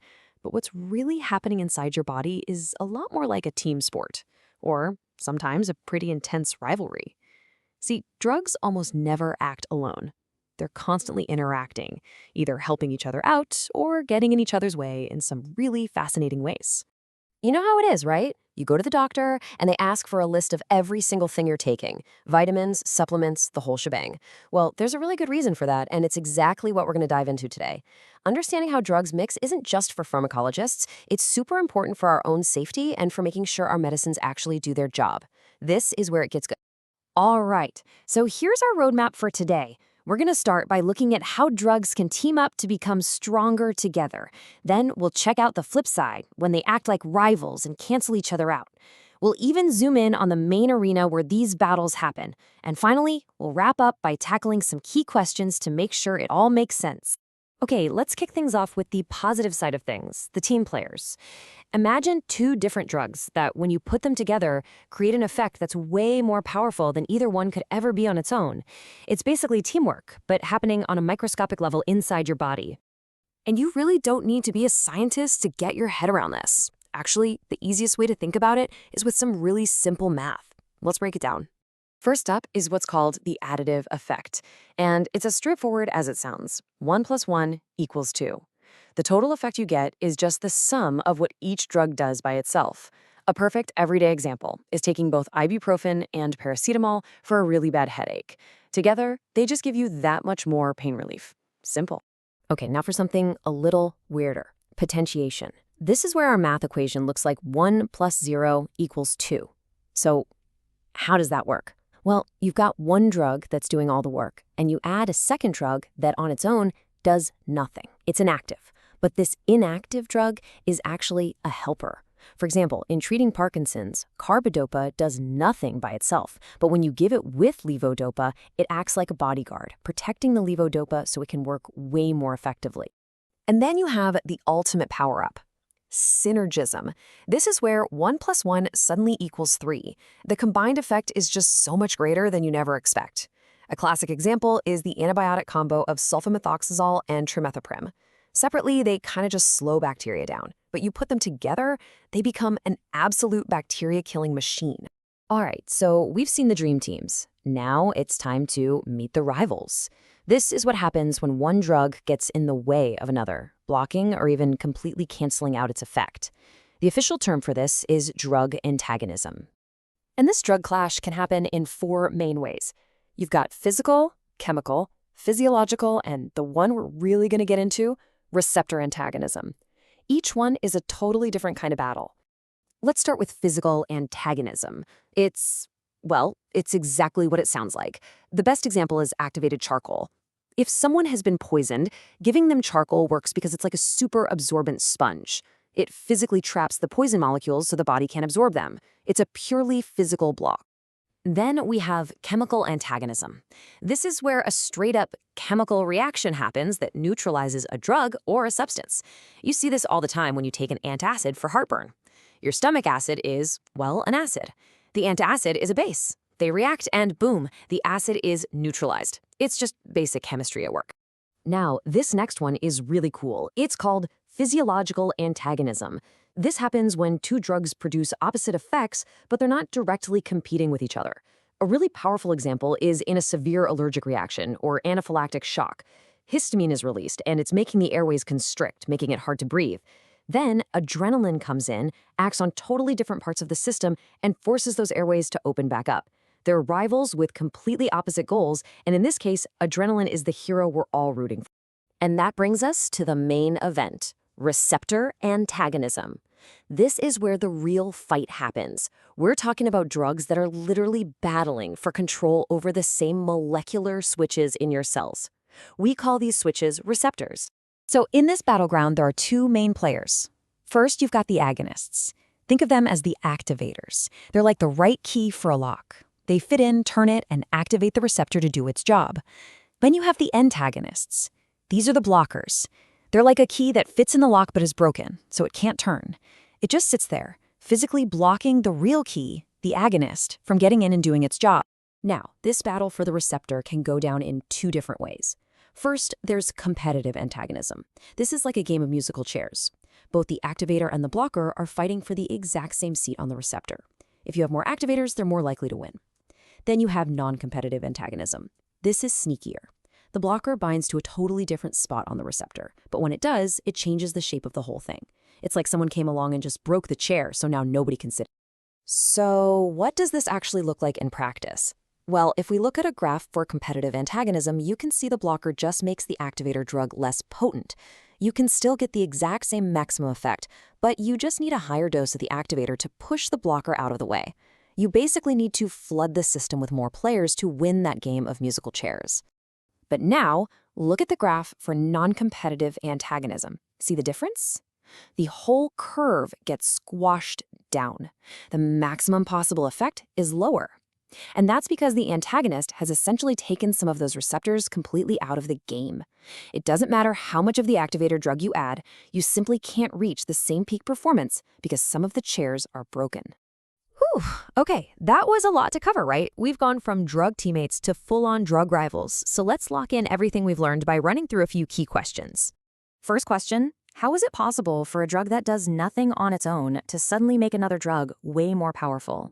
And the answer is that magic word, potentiation. Remember, the inactive drug is really acting like a protector or a bodyguard. Just like carbidopa shields levodopa, it stops the active drug from getting broken down too soon, which means more of it gets to where it needs to go to have an effect. Okay, next up. The word antagonism sounds pretty negative.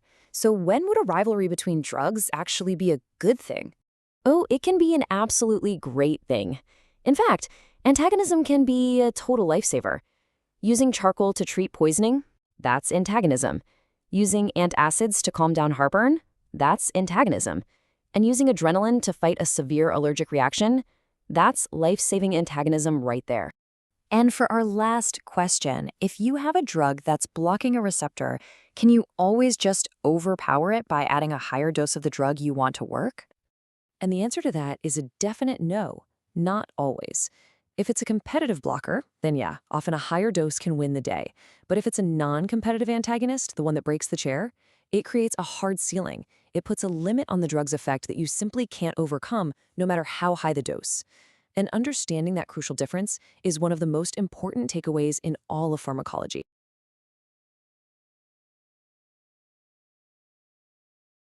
Have you ever taken a painkiller that worked wonders for a friend, but for your headache, it did absolutely nothing? It's a super common and honestly a pretty frustrating experience. We're going to dig into the science behind why the very same drug can have totally different effects on different people.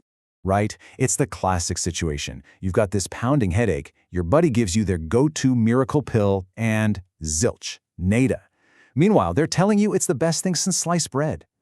Look, you're not imagining it. This is a real biological puzzle, but the answer is actually pretty logical when you break it down. The whole answer to this puzzle really comes down to two big things. First, you've got factors that have to do with the drug itself. And second, just as important, are the factors that have to do with, well, you, the patient. So let's dive into both of these and solve this thing. Okay, first up, let's talk about the drug itself. What is it about a specific medicine that can change how it works so dramatically? It turns out how that drug gets into your body is a massive piece of the story. So, one of the biggest factors is something with a kind of technical name, the route of administration. But all that means is how the drug gets into your system. Are you swallowing a pill, getting a shot, rubbing on a cream? That path is the first, super critical step that can change, well, everything. A lot of the time, the difference is just about the amount of the drug that actually gets to where it needs to go. This is what's called a quantitative variation. The key word there is quantity. The drug is doing the same job, but the dose you need to get that job done changes depending on the route it takes. A perfect example is morphine. To get pain relief by swallowing a pill, you might need somewhere between 30 and 60 milligrams. But if that same drug is given through an IV, straight into your bloodstream, you only need 5 to 10 milligrams to get the exact same effect. That is a huge difference. Same drug, same result, but the delivery method totally changes the dose you need. Okay, so changing the dose is one thing, but here's where it gets really, really interesting. Sometimes the route of administration doesn't just change how much of the drug you need, it changes what the drug does completely. Check this out. The best example is magnesium sulfate. This is just wild. If you swallow this compound, it works as a laxative. If you get it as an injection, it actually slows down your central nervous system, and if you put it on your skin as a paste, it reduces swelling. One drug, 3 completely different jobs. This is called qualitative variation because the very quality of what the drug does is what changes. How crazy is that? Now, there's another key factor about the drug we need to talk about, and it's called accumulation. I want you to picture your body as a bathtub. Taking a drug is like turning on the faucet. Your body's ability to get rid of that drug is the drain. Now, if the drug leaves your body really slowly, if the drain is slow, but you keep turning on the faucet by taking more doses, what happens? The tub overflows.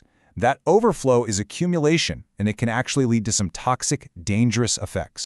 So the bottom line here is that some drugs are just naturally slow to drain out of the body. This is exactly why doctors are so incredibly careful with the timing and dosage of medicines like digoxin, which is for heart conditions, or chloroquine for malaria. They have to get it just right to stop that bathtub from overflowing into a dangerous situation. All right, so we've looked at the drug side of the story, how it's given, and how fast it leaves your body. But that's only half of it. Now let's flip the coin and look at the other major player in this whole equation, you. And this is where things get super personal. Your age, your body weight, your sex, even your unique genetic code can totally flip the script on how your body handles a drug. Each of these factors is a deep topic all on its own, but what's important to know is that your personal biology is a massive, massive piece of this puzzle. It's what makes you, and it also dictates how you'll respond to medication. Okay, we've covered some pretty important ideas here. So before we wrap this up, how about a quick pop quiz to see what's stuck with you? You ready? First one, what's the term we use when a drug builds up in your body because that metaphorical drain is just too slow? You got it. That's accumulation, the overflowing bathtub effect. All right, second question. When one single drug, like that crazy magnesium sulfate example, gives you completely different results depending on how you take it, what do we call that phenomenon? That's a qualitative variation. It's not about the quantity, but the fundamental quality of the effect itself. Nicely done. So what's the big takeaway from all this? It's actually pretty simple. The next time a medicine works for you, or maybe doesn't, just remember this. In medicine, the drug is only ever half the story. The other incredibly important half is you.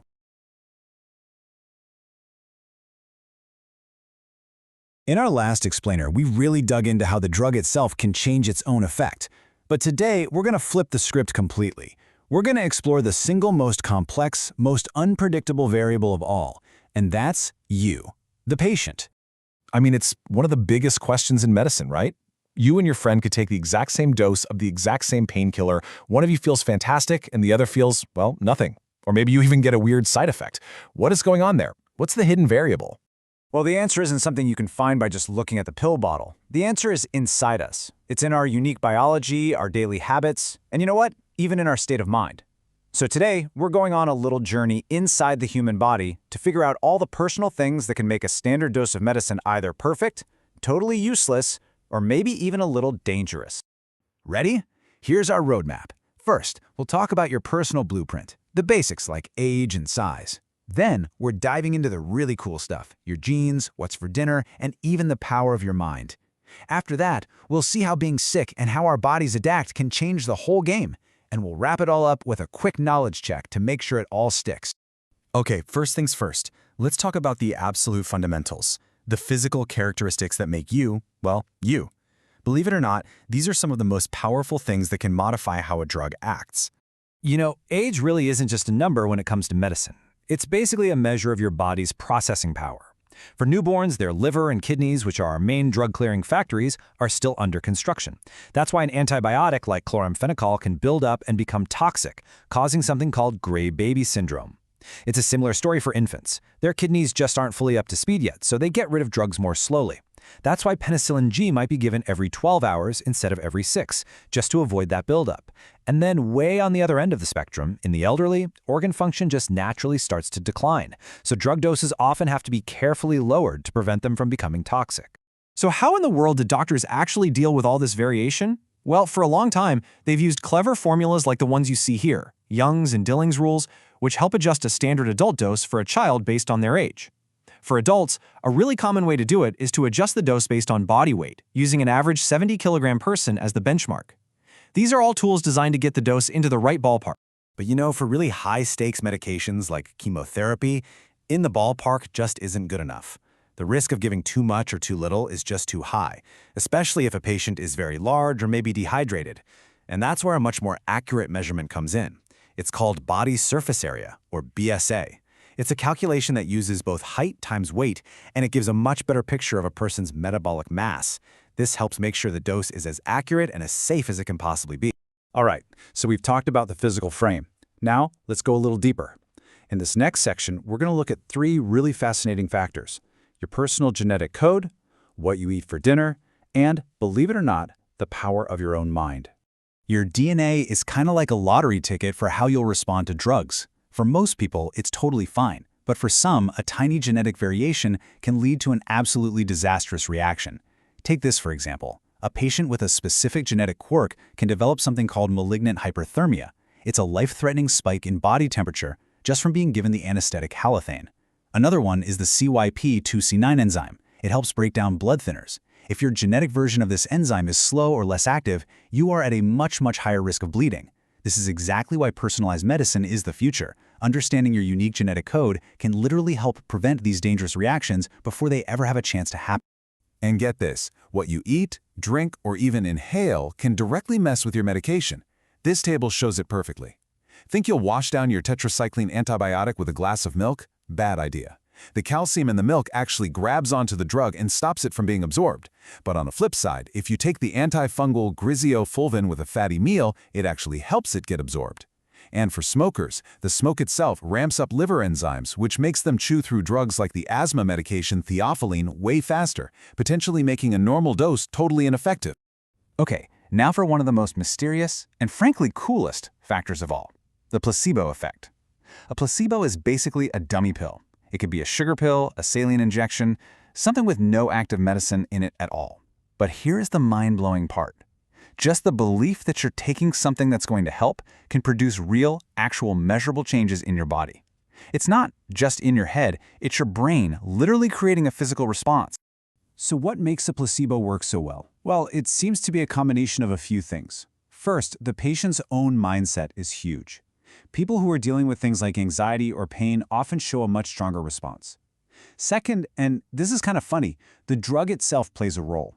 A bright red pill or a shot from a syringe just feels more powerful than a plain white tablet, and that influences the effect.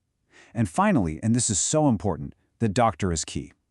A physician who is trusted, who listens, and who is encouraging can massively boost the placebo effect. It just goes to show you the incredible power of that doctor-patient relationship.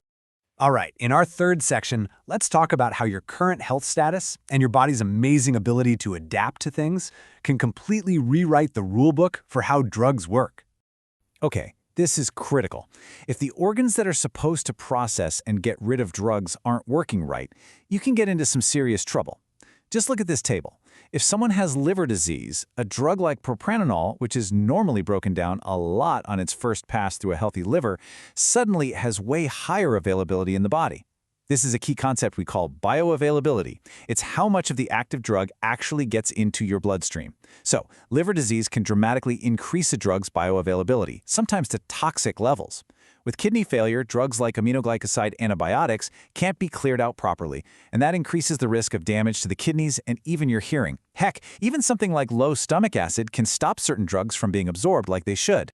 Our bodies are incredible adapters. If you keep exposing it to the same drug over and over, it can start to, well, push back. We call this tolerance. It's the reason why over time, someone might need more and more of a drug, whether that's morphine for pain or even something simple like ephedrine in a nasal spray, just to get the same effect they got on day one. And as this chart shows you, tolerance isn't just one simple thing. You've got natural tolerance, which is basically hardwired into your genetics. A classic example is species tolerance. Did you know that rabbits can handle huge doses of atropine that would be really harmful to a person? Then there's acquired tolerance, which is what most of us think of. It's the kind that develops from using a drug repeatedly. And even that is super specific. With morphine, for instance, a person might become tolerant to the pain-relieving effects, but not to the effect that makes their pupils constrict. So, how does the body actually build up this acquired tolerance? It has two main tricks up its sleeve. The first is called pharmacokinetic tolerance. The easiest way to think about this is that your body's disposal crew just gets way more efficient. The liver gets better and faster at breaking the drug down, so less of it ever reaches its target. The second way is pharmacodynamic tolerance. Now, this is happening at the cellular level. The target cells basically start ignoring the drug. They often do this by physically removing the receptors the drug needs to connect to. It's like they're taking down their satellite dishes so they can't get the signal anymore. Pretty clever, right? Now, there's a special, super fast version of tolerance that has its own name, tachyphylaxis. This isn't a gradual change that happens over weeks or months. Nope. This is a super rapid drop-off in a drug's effect that can happen after just a few doses given one right after another. And this graph is the perfect picture of it. What you're looking at is the effect of the decongestant ephedrine on blood pressure. The first dose, boom, big response. The second dose, a little less. By the fourth or fifth dose, the effect is almost completely gone. So why does this happen? Well, drugs like ephedrine work by making your nerve endings release another chemical called noradrenaline. With each dose, you use up your stored noradrenaline until there's just none left to release. The drug is still there, but it has nothing to work with, so it just stops working. Okay, we have covered a ton of ground. So before we wrap things up, let's do a quick knowledge check and see how all these different ideas connect in a real-world situation. All right, here's the scenario. You have a patient with a badly damaged liver. They're given a medication that, in a healthy person, would be mostly destroyed by the liver before it even had a chance to get into the bloodstream. So what do you think happens to the amount of active drug that actually gets into their system? If you said it increases, you are absolutely right. And this is a hugely important concept for keeping patients safe because it can increase to potentially toxic levels. So why does that happen? It connects everything we've talked about. The diseased liver, which is supposed to be our main metabolic powerhouse, just can't perform that critical first-pass metabolism. Because of that, way more of the active drug escapes that first pass and gets into the main circulation. The result is that a normal dose can suddenly feel like a massive overdose, leading to some really dangerous toxic effects. It's a perfect example of how a patient's own health status can completely change how a drug acts. So after going through all of these different variables, from our age and our genes to our diet and diseases, it kind of leads to one final question, doesn't it?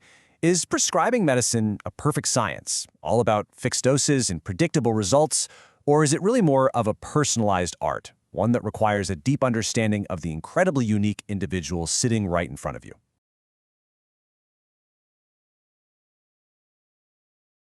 We are diving deep into something that affects literally millions of us every single day, and a lot of the time we don't even realize it's happening.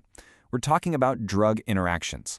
We're going to uncover how mixing different medications can sometimes lead to some pretty hidden dangers, but also, and this is the really cool part, how doctors actually harness these very same interactions to create powerful, life-saving treatments. You know that moment at the doctor's office, right? When they ask you to list out everything you're taking? And I mean everything. Pills, supplements, vitamins, the works. Well, I promise they're not just being nosy. The answer to that question is at the very heart of what we're talking about today. It's all about the incredibly complex and sometimes really surprising ways different substances can act and react once they're all in your body at the same time. So here's our game plan for today. We're going to start by figuring out what a drug interaction even is, solving the main puzzle. Then we'll look at what happens when drugs get mixed before they even enter your body. From there, we'll follow a drug's incredible four-stage journey inside the body, see how they interact at their final destination, and we'll wrap it all up by looking at how these interactions can be both a huge help and a serious harm. Okay, let's dive right in and start with the absolute basics. What exactly is a drug interaction? It might sound like a super technical term, but honestly, the main idea is pretty simple. At its core, a drug interaction is just when one substance changes the effect of another. That's it. But here's the first key thing to get. This can happen in two completely different arenas. It can happen outside the body, say in a syringe or an IV bag. Scientists call this in vitro, which is just Latin for in glass. Or it can happen inside your body, which they call in vivo, meaning in the living. And take a look at this. This chart is basically our roadmap for this whole explainer. You can see those two main paths we just talked about. Interactions outside the body, the in vitro kind, and then the ones inside the body, the in vivo kind. You'll notice that in vivo path splits into two more branches, which we'll get to. But first, let's start with that simpler first pathway. What happens outside the body? All right, so let's tackle that first category, the in vitro problem. This is the most direct, straightforward kind of interaction you can get, where drugs basically clash before they've even had a chance to get into your system. These are called pharmaceutical interactions, and you can really just think of them as a chemistry experiment that's gone wrong. When you mix certain drugs together in the same container, like a syringe, they can have a bad physical or chemical reaction. They might literally clump together and form solid particles, or one drug could just chemically zap the other one, making it completely useless. And believe me, this happens more often than you'd think. For example, if you mix the common seizure medication phenytoin into a standard dextrose IV bag, it actually precipitates. It forms solid little bits right there in the solution. Or another classic example, if you mix the antibiotics gentamicin and carbonicillin, they basically cancel each other out. This is precisely why nurses and pharmacists are so incredibly careful about how they mix and give IV drugs. Okay, now for the main event, the interactions that happen inside the body. And the first and biggest category here is what we call pharmacokinetic interactions. I know, it sounds super complicated, but it's really just a fancy way of describing how one drug can mess with another drug's journey through the body. To understand this journey, pharmacology experts use this really simple four-step map called ADME. It's an acronym that stands for absorption, distribution, metabolism, and excretion. Just think of them as four major checkpoints where a second drug can jump in and totally change the path of the first one. Let's break down each one. First up is absorption. This is all about the drug getting from, say, your stomach into your bloodstream. And here's a perfect real-world example. Taking a tetracycline antibiotic with an antacid for heartburn. The stuff in the antacid can literally grab onto the antibiotic molecules and clump together, forming something your body just can't absorb. So the antibiotic never even gets into your system to do its job. Okay, next is distribution. So once a drug is in your blood, it usually needs a ride to get around. So it hitches a lift on these things called plasma proteins. The best way to think about it is like a high-stakes game of musical chairs. There's only a limited number of seats on these proteins, and different drugs have to fight for a spot. And this little game can have some really serious consequences. Check this out. The blood thinner warfarin usually binds to these proteins no problem. But if you take something like aspirin, it can act like a bully and just kick warfarin right out of its seat. All of a sudden, you have a flood of free warfarin in your bloodstream, which makes the drug way more powerful and dramatically increases the risk of dangerous bleeding. Stage 3 is metabolism, and this mostly happens in your liver. Think of your liver as a giant factory with assembly lines designed to break down drugs. Now, some drugs act as enzyme inducers. They're like a foreman telling the assembly line to speed up, which breaks down another drug too quickly and makes it less effective. On the flip side, you have enzyme inhibitors, which are like someone jamming the brakes on the assembly line. This causes a drug to build up in your system, sometimes to toxic levels. And the last checkpoint on this journey is excretion. This is all about getting the drug out of your body, and that's mainly the job of your kidneys. And you guessed it, just like all the other stages, this filtering process can be messed with. Some drugs can block another drug from being removed, keeping it in the body longer, while other drugs can actually speed up the process and flush it out too fast.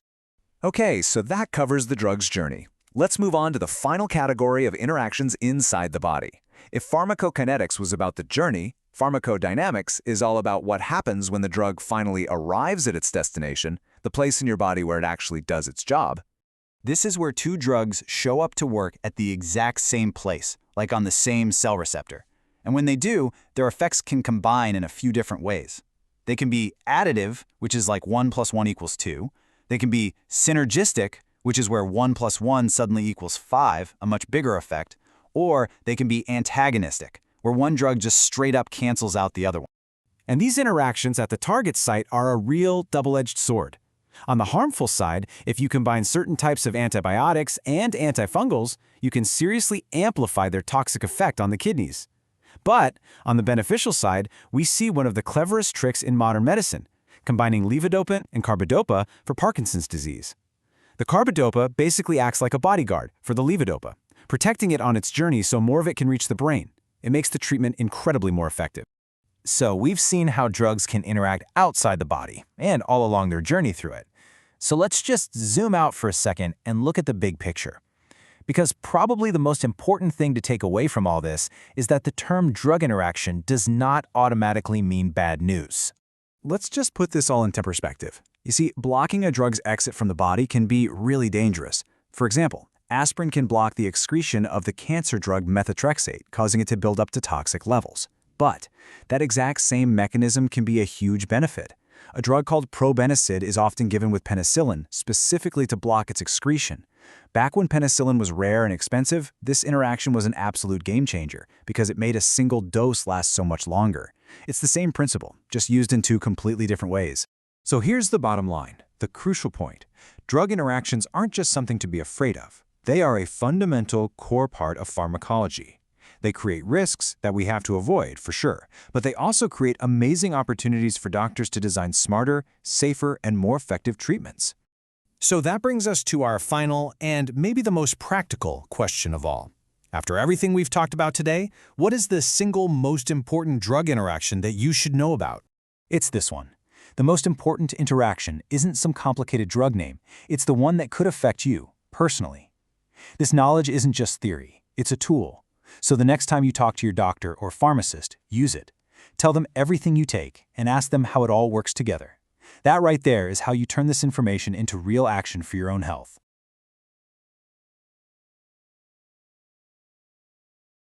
You know the feeling? You go to the doctor, they figure out what's wrong, and they hand you that little slip of paper, a prescription. You trust it's exactly what you need, you take it, you get the medicine, and hopefully you start to feel better. Simple, right? Well, maybe not. Behind that prescription is a really critical process. And, getting it right is one of the most fundamental parts of good medicine. So, have you ever stopped to think about what actually makes a prescription a good one? Is it just about wiping out whatever's making you sick? Or is there a bigger picture? Turns out, there absolutely is. There's a gold standard for getting this right every single time. So, to really get what a good prescription looks like, we first have to define the ideal, right? What's the perfect scenario that every doctor, every nurse, every healthcare provider should be aiming for? Luckily for us, the world's top health authority has already laid it all out. Okay, so the World Health Organization, the WHO, calls it the rational use of medicines. And here's what they say. It's when a patient gets the right medication for what they need, in the right dose for them specifically, for just the right amount of time, and this is a huge part that often gets overlooked, at the lowest possible cost. See, it's not just about the pill itself. It's about the patient, the timeline, and the cost, not just for you, but for the whole community. A really easy way to think about this is to boil that big definition down into 5 simple but really powerful ideas. They're often called the 5 rights. It's about getting it right for the patient, the drug, the dose, the duration, and the cost. If a prescription can tick every single one of those 5 boxes, then it's considered rational and, more importantly, effective. So that's the ideal, right? A perfect 5-point checklist. But, in the real world, with all its pressures, its complexities, and just life, things can and they definitely do go wrong. And when that process veers off from that gold standard, that's when we get into what's known as irrational prescribing. And this isn't just like a minor slip-up. It's a really significant problem, and it has some pretty serious implications. So what does this actually look like in practice? Well, the classic example you always hear about is giving antibiotics for a virus like the common cold. Totally useless, since antibiotics don't work on viruses. But it could also be something called polypharmacy. That's just a fancy word for prescribing way too many drugs at once. Or maybe it's choosing a super expensive brand name drug when a much cheaper generic would work just as well. Every single one of these is a failure to hit those 5 rights. And look, these are not just some minor mistakes or things for doctors to debate. These errors have real, tangible, and sometimes pretty scary consequences for all of us, both as individuals and as a society. Yeah, the cost of these mistakes isn't just about dollars and cents. The true cost is measured in people's health, in public trust, and honestly, even in our global health security. When a prescription fails, first off, the patient just doesn't get better, but the fallout is so much bigger. Remember those unnecessary antibiotics we just talked about? That kind of thing directly helps create drug-resistant superbugs, which is a massive global threat. And on a more personal level, when things go wrong, it chips away at our trust in doctors and the whole medical system. The stakes here are incredibly high.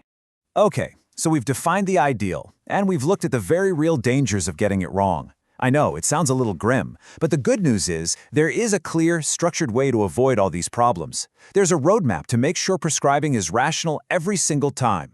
The WHO actually provides a super clear 6-step process, and it's just logical, right? You start with an accurate diagnosis, you clearly define the problem, and you set a goal.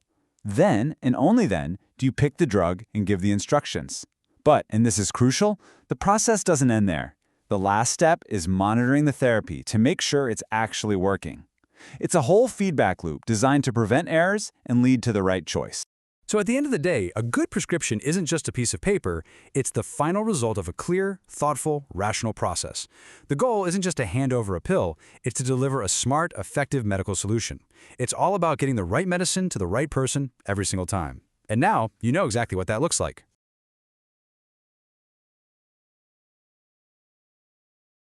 Have you ever looked at the list of side effects on your medication and just felt completely overwhelmed? Well, you are not alone. Millions of people deal with adverse drug reactions every single year, and they can be anything from a tiny annoyance to something seriously life-threatening. We're going to clear up the confusion. We're going to break down what all those terms really mean so you can be a smarter, more empowered patient. Let's get right into it. Yeah, we have all been there, right? You get a new prescription, you unfold the little paper inside, and it's this huge sheet of tiny text that just goes on and on. It's so easy to feel a little intimidated, maybe even a little scared. But what's actually the difference between a side effect, an allergy, and a toxic effect? Turns out they're not interchangeable at all, and knowing which is which, that can make a huge difference for your health. Okay, so here's our roadmap for today. First, we're going to define the problem and get our language straight. Then we'll dive into the two big categories of reactions, the predictable ones and the bizarre ones. After that, we'll touch on some long-term risks, and we'll wrap up by talking about who's keeping watch and answering some key questions. All right, first things first, we got to talk about language. Because in medicine, words really, really matter. Using the right term isn't just about being picky, it's about making sure you and your doctor are on the exact same page. A little misunderstanding here can have big consequences, so let's nail down these definitions. Okay, so this is where it gets interesting. What's the difference between an adverse event, or AE, and an adverse drug reaction, or ADR? Well, think of it this way. An adverse event is anything bad that happens while you're taking a drug. I mean, if you started a new medication and then, slipped on a banana peel, that's technically an adverse event. But an adverse drug reaction, an ADR, is when we suspect the drug is actually the culprit. The key word here is causal. Is there a cause and effect link? That's the difference. So let's jump into our first big category of ADRs. These are called type A reactions, and the A stands for augmented. And honestly, that's the perfect way to think about it. These reactions are just an augmented or exaggerated version of what the drug is already supposed to be doing. So for the most part, we can predict them. You're probably most familiar with type A reactions. This is when a drug does its job a little too well, or maybe it does its job in the wrong place. For example, atropine is great for some things, but a common side effect is a dry mouth. That's a classic type A. Or think about secondary effects. You might take a corticosteroid to fight inflammation, but an indirect consequence is that it can weaken your immune system, making you more prone to infections. And then there are toxic effects. That's what happens when there's simply too much of the drug in your system, which is exactly why it is so critical to take your medication exactly as prescribed. Okay, now for the wild cards. Type B reactions. Here, the B stands for bizarre, and that is the perfect word for them. These reactions are totally unpredictable.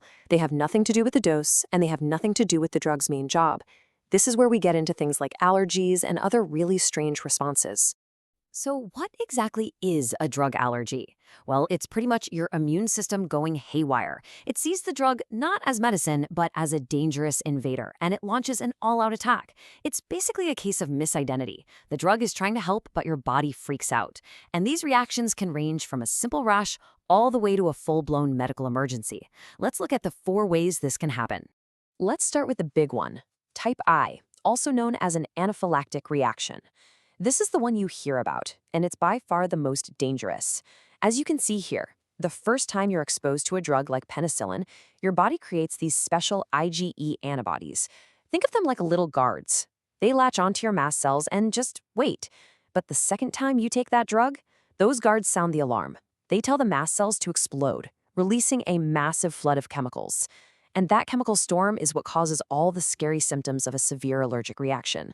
Now, a type 1 reaction is a true medical emergency. It can turn deadly in just minutes, so the response has to be lightning fast. The number 1 most critical step is an injection of adrenaline, like from an EpiPen, to immediately reverse the effects. After that, it's all about support. Steroids like hydrocortisone to calm the inflammation, antihistamines like phenyramine to stop the reaction, and keeping the airway open and blood pressure up with IV fluids. Now, what about type 2 and type 3 reactions? They're also driven by the immune system, but they work a little differently. In a type 2 reaction, which you see on the left, the drug attaches to one of your own healthy cells, kind of like a disguise. Your immune system gets fooled, thinks your own cell is an enemy, and attacks it. In a type 3 reaction, over on the right, the drug and an antibody bind together, forming these little clumps. These clumps then get lodged in your tiny blood vessels, which kicks off a whole lot of inflammation and tissue damage. And finally, there is type 4. Think of this as the slow burn of allergic reactions. It's not caused by antibodies, but by different immune cells called T cells. And the key thing here is that it's delayed. It can take a full day or 2 to even show up. You know when you try a new medicated cream and get a red, itchy rash the next day? That's a perfect example of a type 4 reaction. There's one more bizarre reaction we have to cover, and it's called an idiosyncratic reaction. This is when your body has a totally out-of-the-blue reaction to a drug, and it all comes down to your unique genetic makeup. It's like your body has a specific genetic quirk, and this one particular drug just happens to trigger it.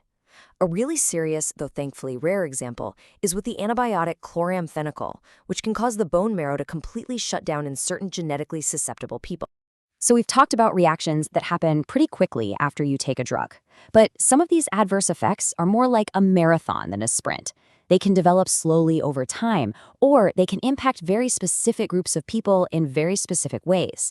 Let's take a look at some of these. Now, drug dependence is a really complex issue, and it's crucial to understand the 2 different types. You have psychological dependence, which is that intense mental craving, that feeling of I need this to feel okay.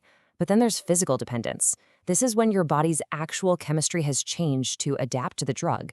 It has literally rewired itself, and if you suddenly stop, you can get incredibly sick from withdrawal.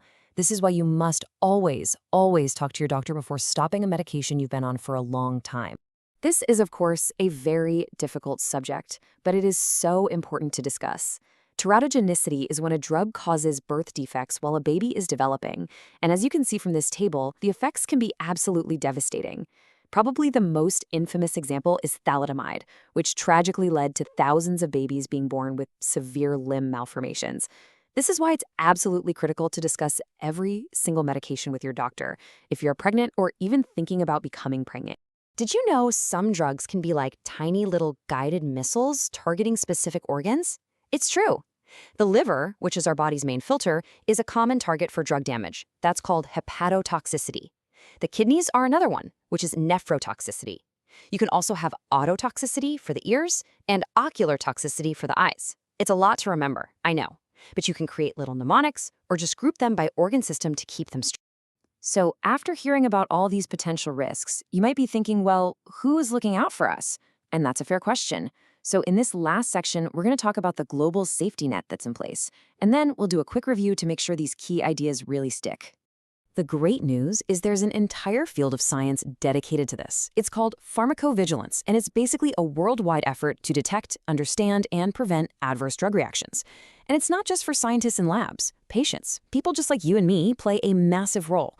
Every time you report a problem you've had with a medication, you are contributing to making drugs safer for everyone. All right, pop quiz time. Let's see how much you remember. First question. What is the single biggest, most important difference between a type A and a type B reaction? Go on, think about it for a second. Got it? The answer is predictability. That's it. Type A reactions are the predictable ones. They're just an extension of what the drug does. But type B reactions are the bizarre, totally unexpected ones. That's the key takeaway. Some things we can see coming, and others are a complete surprise. Okay, next question. And this one is really important because it could literally be a matter of life and death. Of the 4 types of drug allergies we discussed, which one is the most dangerous? If you said type I or anaphylactic, you are absolutely correct. Anaphylaxis is a full-blown medical emergency. It happens fast and it can be fatal. That's why it is so incredibly important for anyone with a known severe allergy to carry an adrenaline autoinjector at all times. It can literally be a lifesaver. So what's the big picture here? It's simple. The more you know, the more you can be a true partner in your own healthcare. You can ask smarter questions, you can recognize potential problems sooner, and you can make better, more informed decisions. So next time you pick up a prescription, don't just throw that information pamphlet away. Take a moment to understand what you're taking. It could make all the difference in the world.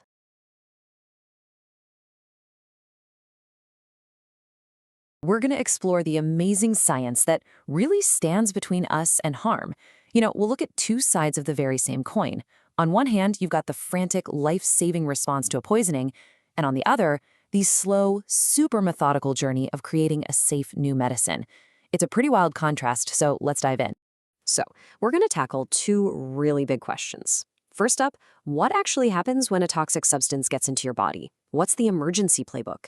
And then, flipping that around, how do we take a brand new chemical compound and put it through its paces? Test it so rigorously that we can finally, confidently call it a medicine. All right, here's our roadmap. We're going to start in the ER, looking at that immediate response to poisoning and how docs neutralize the threat.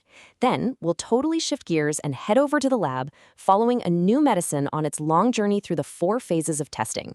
And, of course, we'll break down the crucial ethics that guide the whole thing. Okay, so first, let's dive into the high-stakes world of emergency response. Picture this. A poisoning is reported.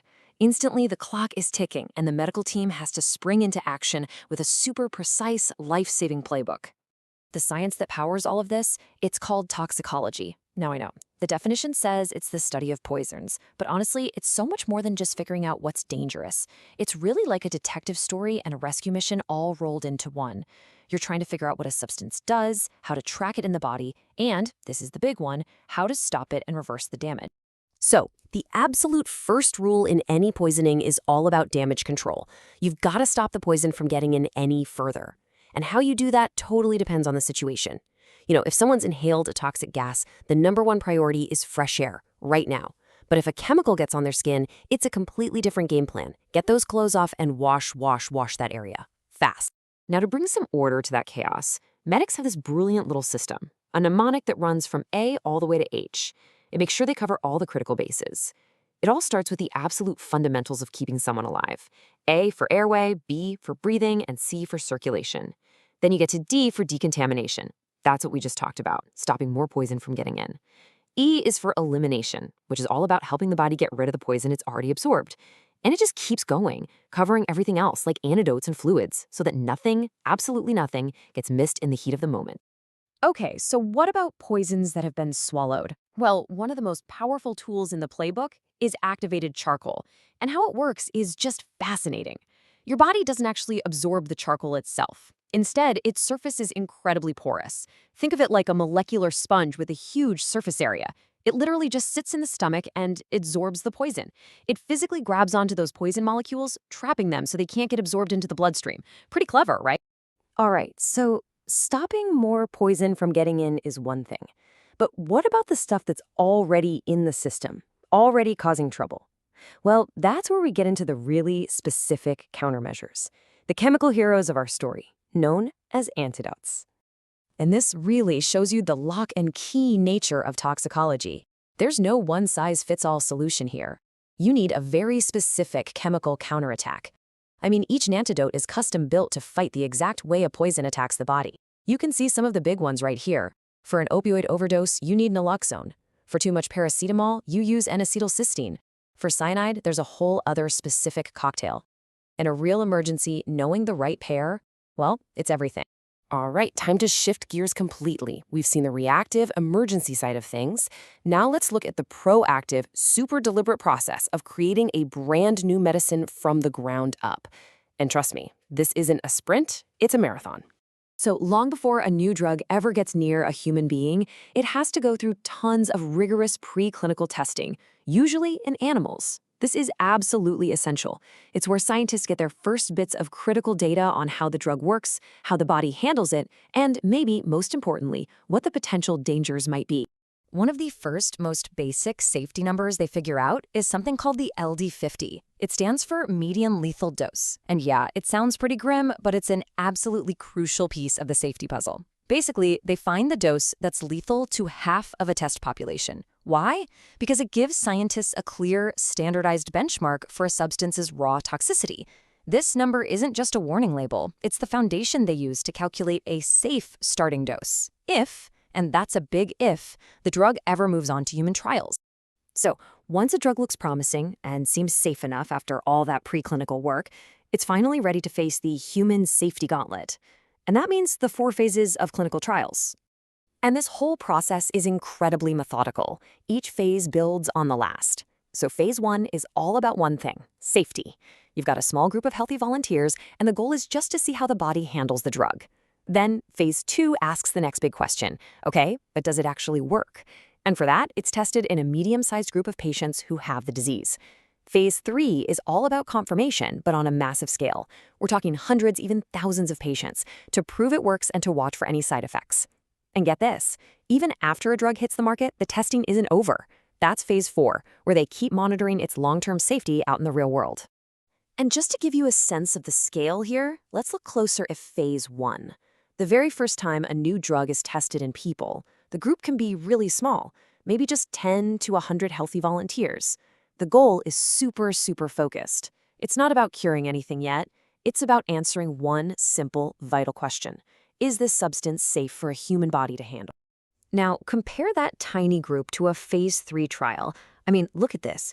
To get the solid data you need for approval, these studies can involve thousands of patients, and they're happening in different hospitals, sometimes all over the world. The jump in scale is just enormous, and it has to be, because you need to prove, without a doubt, that the drug is both safe and effective. Okay, but this massive human experiment, it just wouldn't be possible, or frankly, it wouldn't be right, without a really strong ethical framework in place. So let's talk about the principles that protect the people, the volunteers and patients who make all this medical innovation possible. And at the absolute core of all medical ethics is this idea of informed consent. And I really want to stress this. It is so much more than just signing a form. It's a process. It's an ongoing conversation. It ensures that every single volunteer knows everything, the potential risks, the possible benefits, exactly what the procedures are, and, crucially, their absolute right to drop out of the trial at any time for any reason, no questions asked. That's the only way their participation can be truly voluntary. So who keeps an eye on all this? That's the job of the ethics committee. And the way these committees are built is really smart. They are deliberately diverse. This isn't just a room full of scientists patting each other on the back. As you can see, you've got to have medical scientists, clinicians, a legal expert, a social scientist or ethicist, and, this part is so important, a regular person from the community, a layperson. This structure makes sure that every single study gets looked at through a scientific, a legal, and a human lens. And finally, to make sure the data they get is as clean and reliable as possible, researchers use this incredibly powerful tool to get rid of bias. It's called a double-blind trial. And it's pretty simple, really.